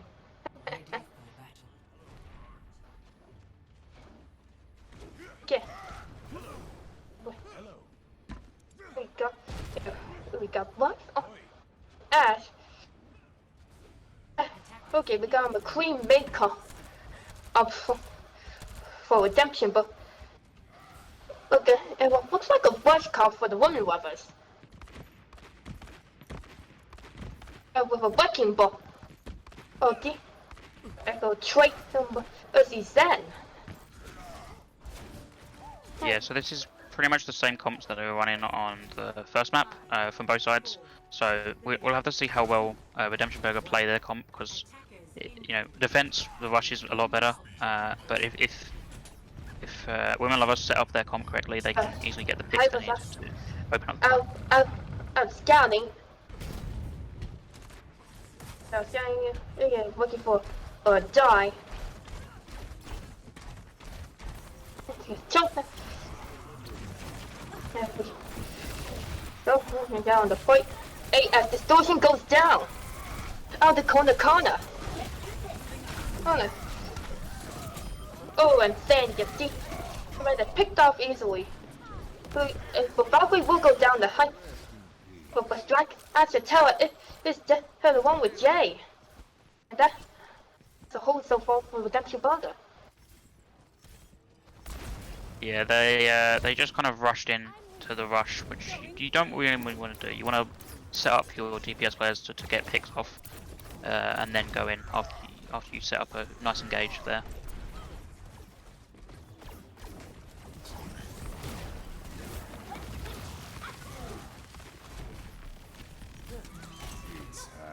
Then the team is already, and then I buy the Aquarius. So I'm going to get to the high. Well, the Distortion goes down to Jay and by a headshot. Bus gets a headshot onto Jay. Hey, and that's another hold. We'll see how the rest of the plays out as there's less than 2 minutes and 30 seconds left. As for the woman bubble. They really need to get these DPS players set up here for success. Right now, they're just not setting them up. Well, there is ults coming up, but so. Well, not finding much success so far. And they do have a couple ults and fast. Okay, post-bump gets out, takes out the post-bump, destroys them with health. How they feel, and while the mines come out, and the mines immediately obliterate jam. Hyper will go down. And the one with both tanks when one was down. How and rest of the one should be fine. And clearly wasting to do while attempts to compensate with a duplicate of the Sigma. It's just he just has to back off. Just have to back off. The one they just have to back off. And what's an escape run. Yeah, right now they're not playing their comp as good as they need to be. They're just sort of running in, trying to set up. Okay, here we got plays. I shot Ada and Fox waiting. Shadow comes out, rush on the Hyper, and while Jay goes down onto a fire strike.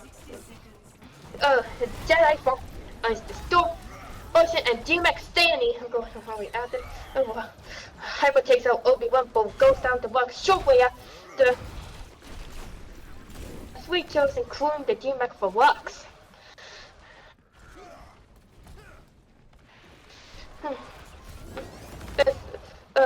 40 seconds now under 40 seconds left, and Kana still has his flex ready for this.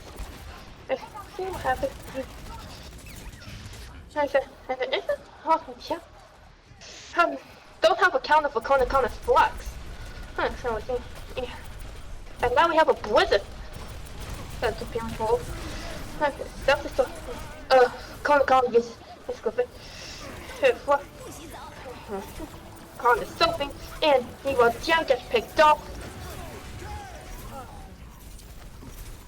So, forces people to scatter, and Hyper get has full. Oh, that's a.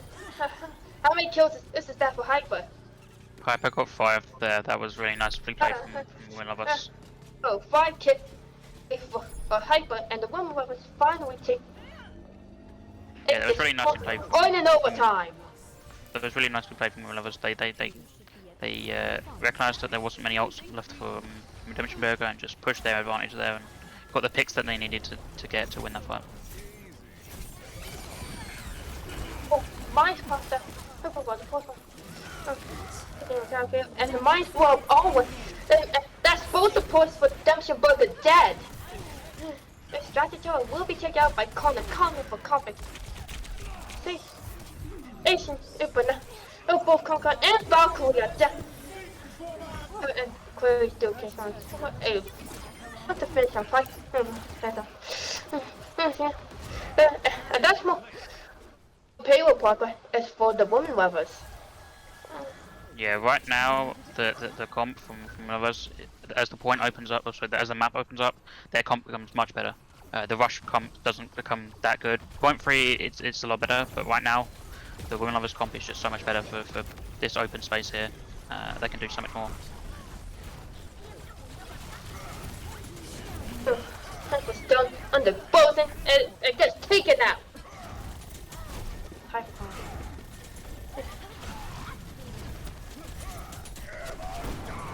Oh, the shot catches onto Aquarius, but won't get the pin off. It's done too. It gets D-Max. Well, Distortion goes down the corner. And Aquarius traces up for what? But now Stanley's gone down. Oh. No. Wait, under a minute now for the one bubble to keep pushing this payload. Oh, further.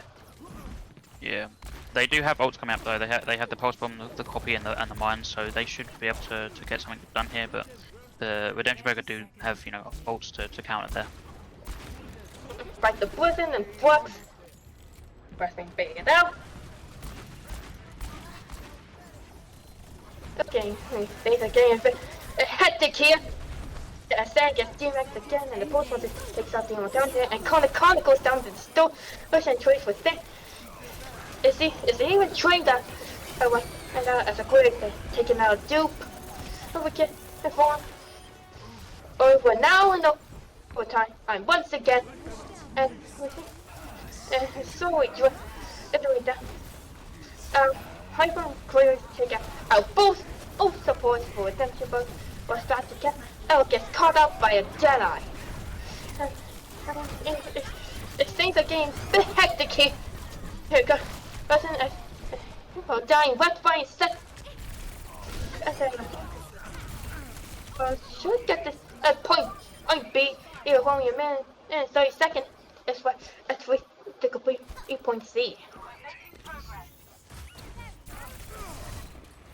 Yeah, right now that was a really good flip from Women Lovers there. They seem to be losing that fight there, but they staggered out. They was able to touch point and recontest as a couple of them, and they got the picks that they needed to flip that entire fight to their favour.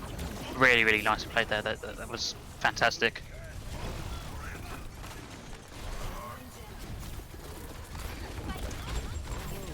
Oh, I think West got saved from a post by anyone down anything. Oh, yeah, he falls off the map. But now Hyper goes down the bump. Now full tank with the Woman Lovers are gone. Yeah, there should just be a reset here. Yeah, it's just a reset here. But Jay fell off the map on his own terms. Yeah, I'm pretty sure Jay recalled there and, misfired. Went off the map from the recall. Unfortunate. And then both DPS is also available as the bullet gets popped. Here comes the Deadeye. I find Stratacaster. They are trick. And both supports for the Woman of Death. That's still getting stuff coming out. Oh, and we might kill on the rocks. Wow. That's fine, but it's hyper. Yeah. It's just absolute pandemonium here. Okay.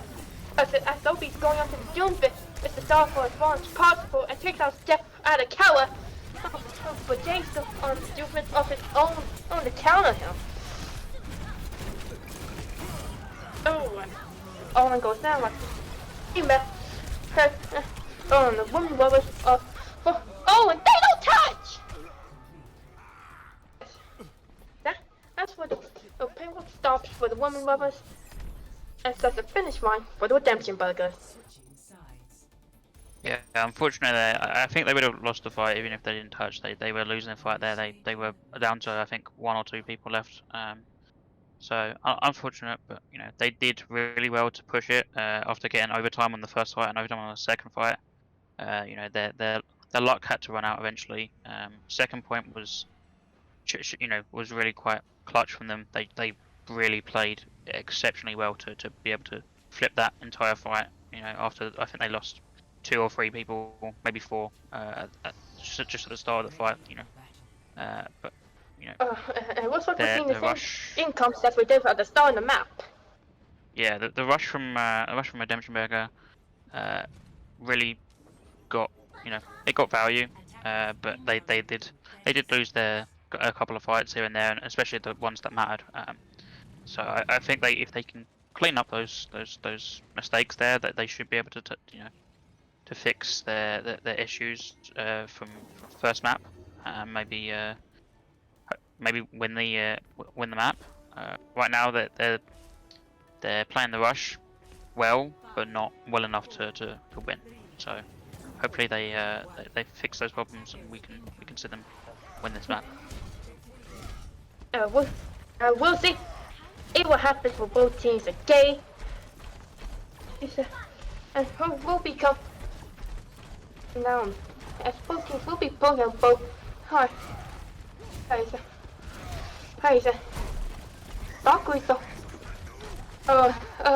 What's this rotation on Redemption Burgers? It's going all the way around. On the back. Around the back. That's getting the upper hand. On the high hand. this. Hectic one. I doubt as Dratical was the first to fall. Followed by a fire swing from Valkyrie. Okay, and then gets demacked. Should open. So far, him just get run like a pancake. It should open things stuff for Redemption Burger to take the point. Okay, as I get this pay, it will down the road. Redemption Burger gets the managed to take point 8 and get this paywall on the road.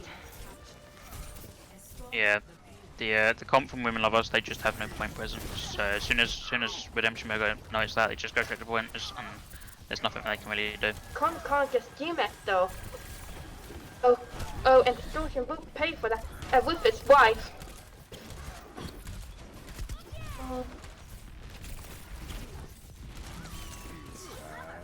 Honey's pop works and finds Aquarius. It is in the west work on swoop. But they won't have that for this next engagement. Now, outstanding is DMAX. And the shadow kills Sandy.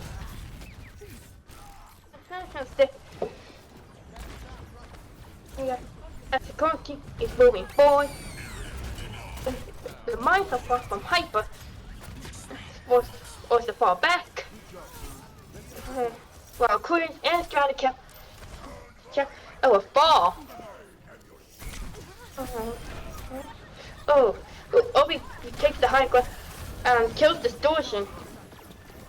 Was quietly. And they don't even touch the point to contest. There's a hundred J go down, huh? Well, then he gets DMAX. Oh boy. And this Distortion gets staggered. Yeah, right now, the comp from Redemption Burger is just so much better for point presence. There's not really much the Women Lovers can do. They need to get picks just constantly to reset this tempo right now. Aquarius will duplicate on the Diva. Con is self-destruct with their methods. Nothing is die. Alright, and Aquarius self-destruct. Starting to robots with J. And and that's Redemption, but they don't touch. And that's what Blizzard will go in the way of Redemption Burgers and the chapter series 1-1. Yeah, that's not great. It's good to see Redemption Burger fixing their mistakes and coming back there, but yeah, that was just a comp diff right there. The pressure. The classic showing none at the end. Yeah, the pressure from Women Lovers just wasn't there to really force them off point or get the picks and force them back. They really need to maybe swap up their comp, maybe play like an Ash or something just to put more pressure onto the Rhine there, because there wasn't really any pressure the on next Rhine. match should be a score. And so this next map is gonna be these cool map that decides it all. And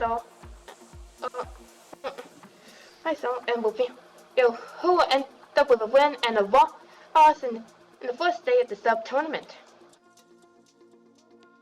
Yeah, right now both these teams show that the 0 and 1 that they need a win here to keep them in contention. Both teams within need their to group. win this match or to stand check against the likes of the Bongbongie and Reverb.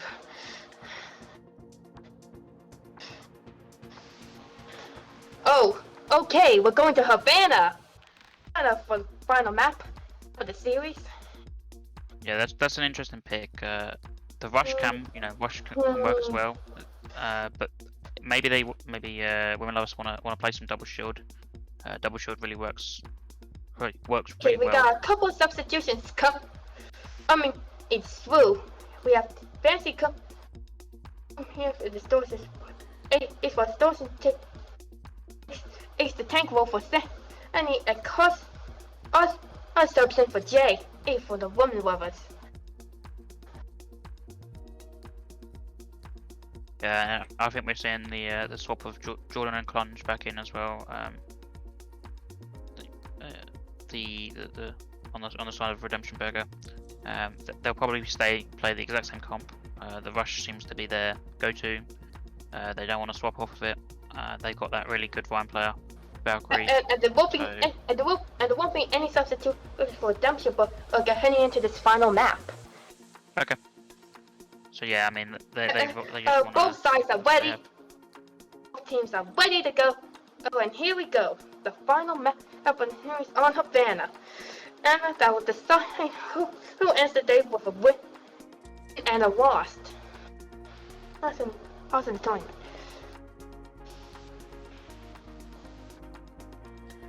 Yeah.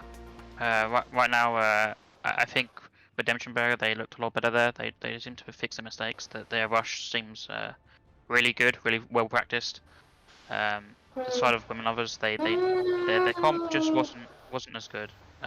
They had no point presence. They didn't get the picks they needed to really force the tempo in their favor. So we might see swap in their comp. Okay. To Okay. really force. We're seeing. Okay, Brian. Okay, we got an almost miracle with a few exceptions. Miracle between both these teams, with some exceptions. I can't call on the team. 5, 4, 3, Alright, here we go. We've got a fight out Bong. Break ya, a 2-stun, and my guys are taken out early.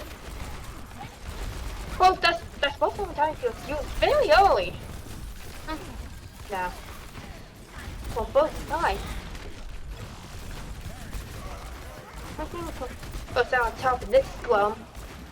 This actually scuffle. As Kona gets deep in back, but Fancy is the first to fall. Let's trade out for Valkyrie. And the body's taken out. Lux goes down to a clear. And Kona is back in it and takes a clear. And Jam and Obi-Wan go down. And the woman lovers should, and the car is on the road. On the road over woman lovers.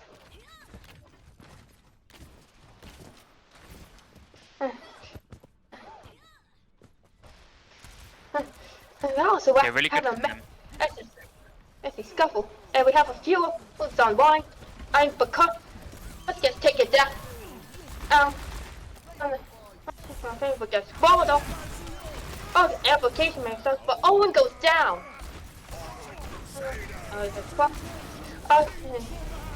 Shot doesn't smash on anyone. Anyway, Aqua will be taken out by the Stoich's graphite flux, and that should be the cleanup for the woman lover. And for the other card progress. Yeah, I mean, where was this from Women Lovers before? Like, they pull out this rush now, and they're beating the team that's been on rush the entire time. Really well played from them. This seems to be really well executed. Really good job. The fun contest at point at, as the blizzard gets thrown onto the cart. Down barrels get popped on both sides.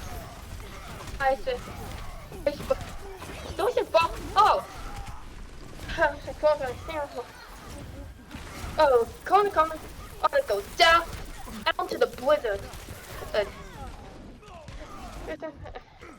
That's a pretty nice cleanup for the woman, but who complete point on A. Yeah, like I was saying, just their rush seems really well practiced. They know exactly how to play. They know exactly what they want to do.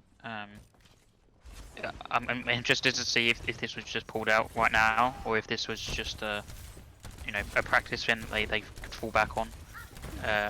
but yeah, they're really doing well against Redemption Burger, who've just been on rush the entire time.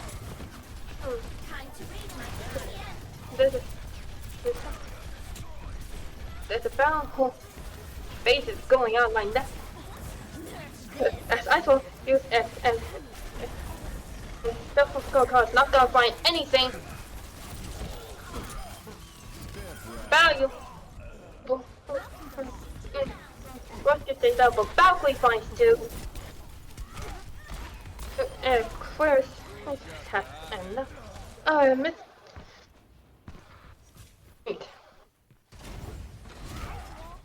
And that's a whole for Redemption Burgers. Good so far. Yeah, nice contest. They come back in, clearing up the fight. This is just a good fight for them. Costa, it's Bongbongie. Oh, okay. Okay, application. It should make this pop on both sides while the Jedi self for car. And takes out Obi-Wan. And this could open things up. Okay, but Vance gets traded out.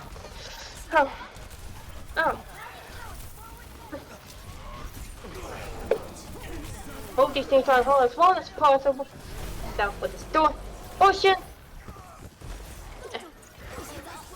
And here comes the boy. It's a full of clearance. Doc with George's way out, but Jill gets left behind. And the boat and oh no, John. Traded out. Of course, it was Obi-Wan to show as Count pop of a headshot, thing to the skull. So, he's once again. We have fuel. It's online, and that might be well, it was trigger fastest. Shots up for both. But you push the trigger first, so open. Gets you. And gains a ball effect. For redemption, but even though probably will go down to. Oh, thing. What's Cons doing right now? Huh? Oh, no. I'm helping winning the. Yes. Costa is absolutely because it helped to win in the fight for the women lovers. Yes. Yeah, they did a nice recontest there. They lost 2, but they came back in and were able to win that fight there. Ooh, Valkyrie gets frozen, killed by, gets dinked in the head by car. Ho! Corner? With the double rematch kill? He's going to match. Hello. Oh, someone will finish up the point B without a stench. Ooh, Yeah, Valkyrie good, gets staggered. Ooh, Valkyrie and Jill get tempo. staggered. Yeah, it's a good tempo being set by women lovers here. They lost that first, they lost the fight that ended their cart pushing streak, but then they came back in there. They lost 2. They won the fight, and then there it was just more of a stagger recontest. I don't think the Redemption Burger could fully get out in time to recontest there, so it was just a slow end. Oh, shout out to Aquarius. It's a Jedi yourself. The eyes for cover. As the women lovers are being torn apart piece by piece.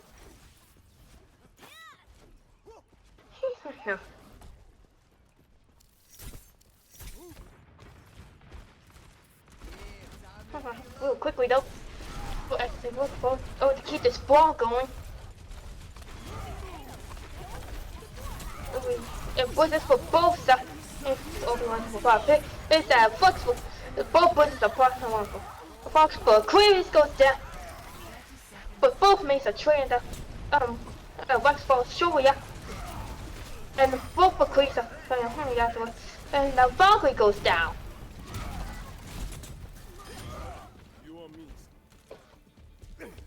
Yeah, really nice. It was a really nice push there. The May ult was used by Obi-Wan. It found a couple, but they were able to get out of that, and then the flux. But now we're going into overtime for the women lovers. As Saskatchewan will already be taken out. Obi-Wan fall. Oh, Kong gets deep. He's taken out. Kong fall. Okay. The puck. Then it's down. Oh, it's down big. As the woman was just cleaning house right now. Obi-Wan does an attempt to stall. Now Kong will switch over to the bucky ball. Stall, but now the gate's been blocked, and that's a full completion for the woman. What's crucial is that they have no time left. Yeah, it was a really good push from women lovers, but they just finishing of honor with time left is really quite impressive. They pulled out the rush here and are seemingly beating the only playing rush team. So I think right now Redemption Burger, they really need to step it up. They weren't getting any sort of good engages. Look at it's BM having some. What's calling some? With dog shit. It's like, oh, ouch, and that really got to the woman level. Ouch.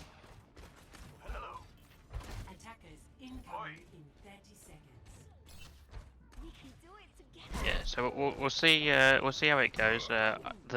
The only difference between these two comps right now is distortions on the Sigma and Connor's on the Diva, and the Sigma's really getting a lot of advantage.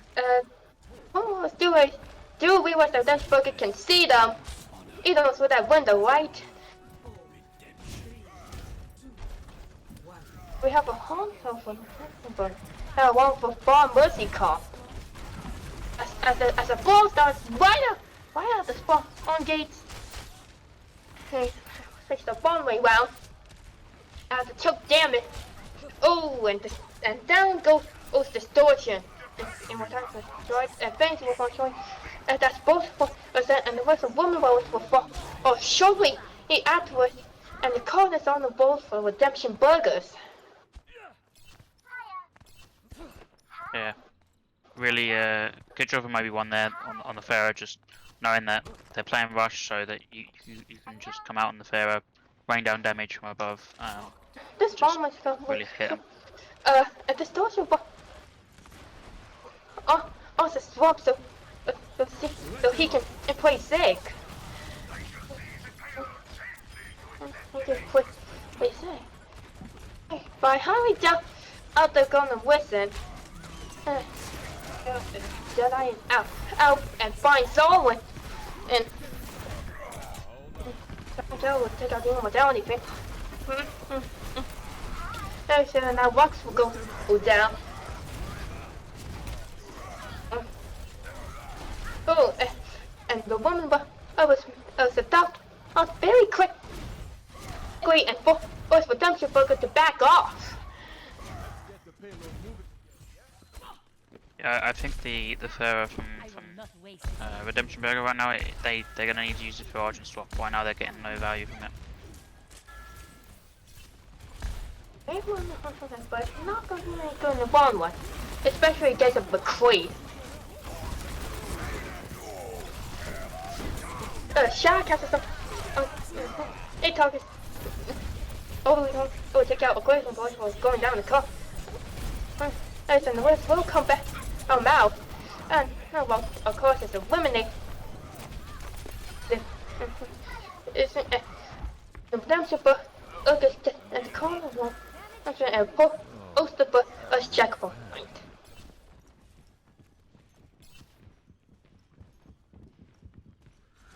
Yeah, good engage them. They just knew exactly what they needed to do. They need, they have 4 minutes to get to the point. Redemption Burger has 4 minutes to get at the point B. Just to checkpoint B. And it's gonna be a brawl on the way through. Oh, whoa! There we go. Our ball. And and Jim football will. Oh, and Redemption Book is fall. Oh, will pop once again. And Corner is gonna get staggered here.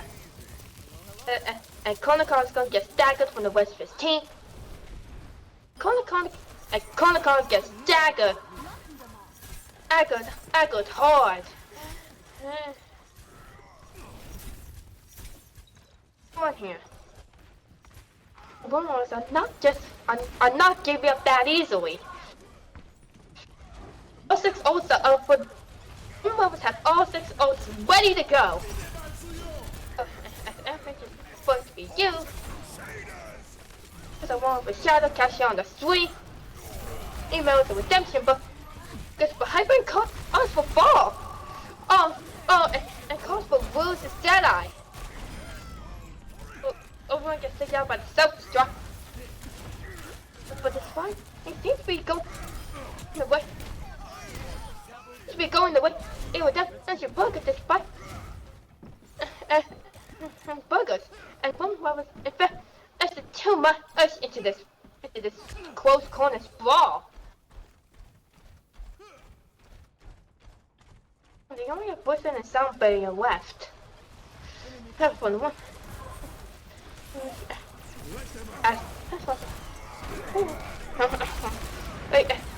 Whoa! These are getting hectic real quickly. As Bucks will get cut. 100 points. Pushing over. It was missed. Snap back. Actors and clean up a redemption bug again. Force them to back off. Yeah, really good engages. A couple of gauges from Women Lovers there. They just know exactly what ults to use, where to go, and what to do to win the fights. Right now, Redemption Mega, they just don't have the answer to Women Lovers' aggression.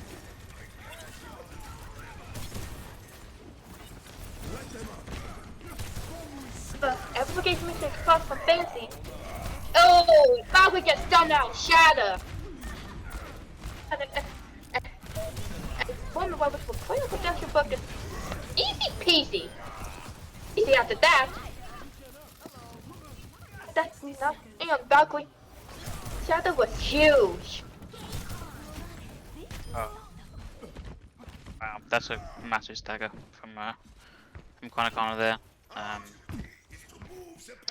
Right now, Redemption Mega, it might be coming up on last fight from them. They really need to they only, go in. That's right, they only have 40 seconds. That's what. And then they book the next 15 for Ace and one bonus for winning series. Oh!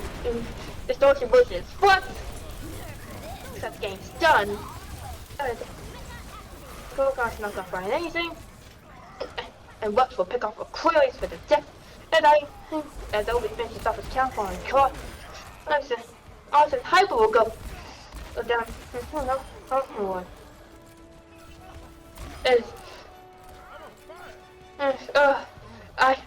But now in overtime. And so this is not from boss to us to make it all the way through. And if they fail, that's it. It's GG's. He's they come to win. And there's a Hardstuck contest here. And no one will immediately go down. Shadow catches on the sweet target. Sweet target. But it does not matter. And that it will be the women of us taking the series 2-1. Yeah, really nicely played from them.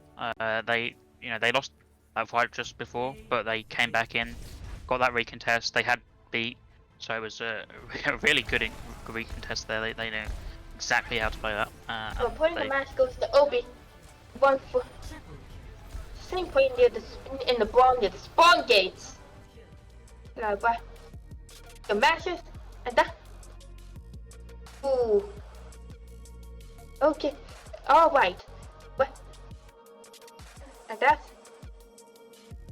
that will do. It was for the match.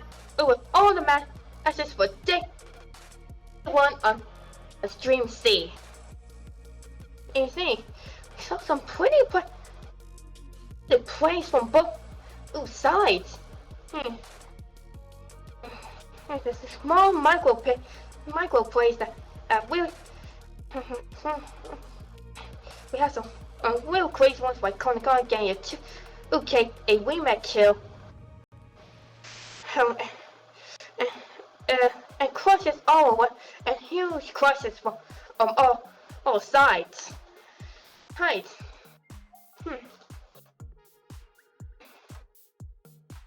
Cousin, who do you say it would be the MVP of this match? I'm probably going to say Distortion, just because they managed to play both flexible and off tank and really impressed me and just completely took over the game. They knew exactly what they were doing on both roles, just completely diffed whoever was on the side of Redemption Burger, Connor or Jordan. Just really really nicely done from them.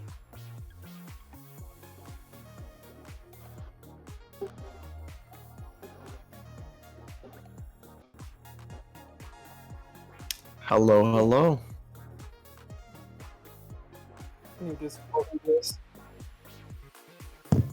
Oh, rip. That's a big L. But okay, so yeah, we're moving on to our interviews now with Women Love Us. I believe we have most of the team here with us. About half. About half. Yeah. So, I got a question for you guys, the biggest question. You guys kind of went out and dominated on the rush. Why didn't you just play that the whole time? Because we didn't want to have to do it to him, honestly. You know, we knew it was the easy way out. We wanted to make it fun and entertaining, so we waited around for it. Well, you did make it very fun and entertaining. I gotta say that scene on Blizzard World at the end, it was hard to watch, I won't lie. It was hard to play in. Yeah, well, you guys definitely brought it back. The mental on you guys, it's incredible, I gotta admit. Like, how did you guys bring it back from that scene?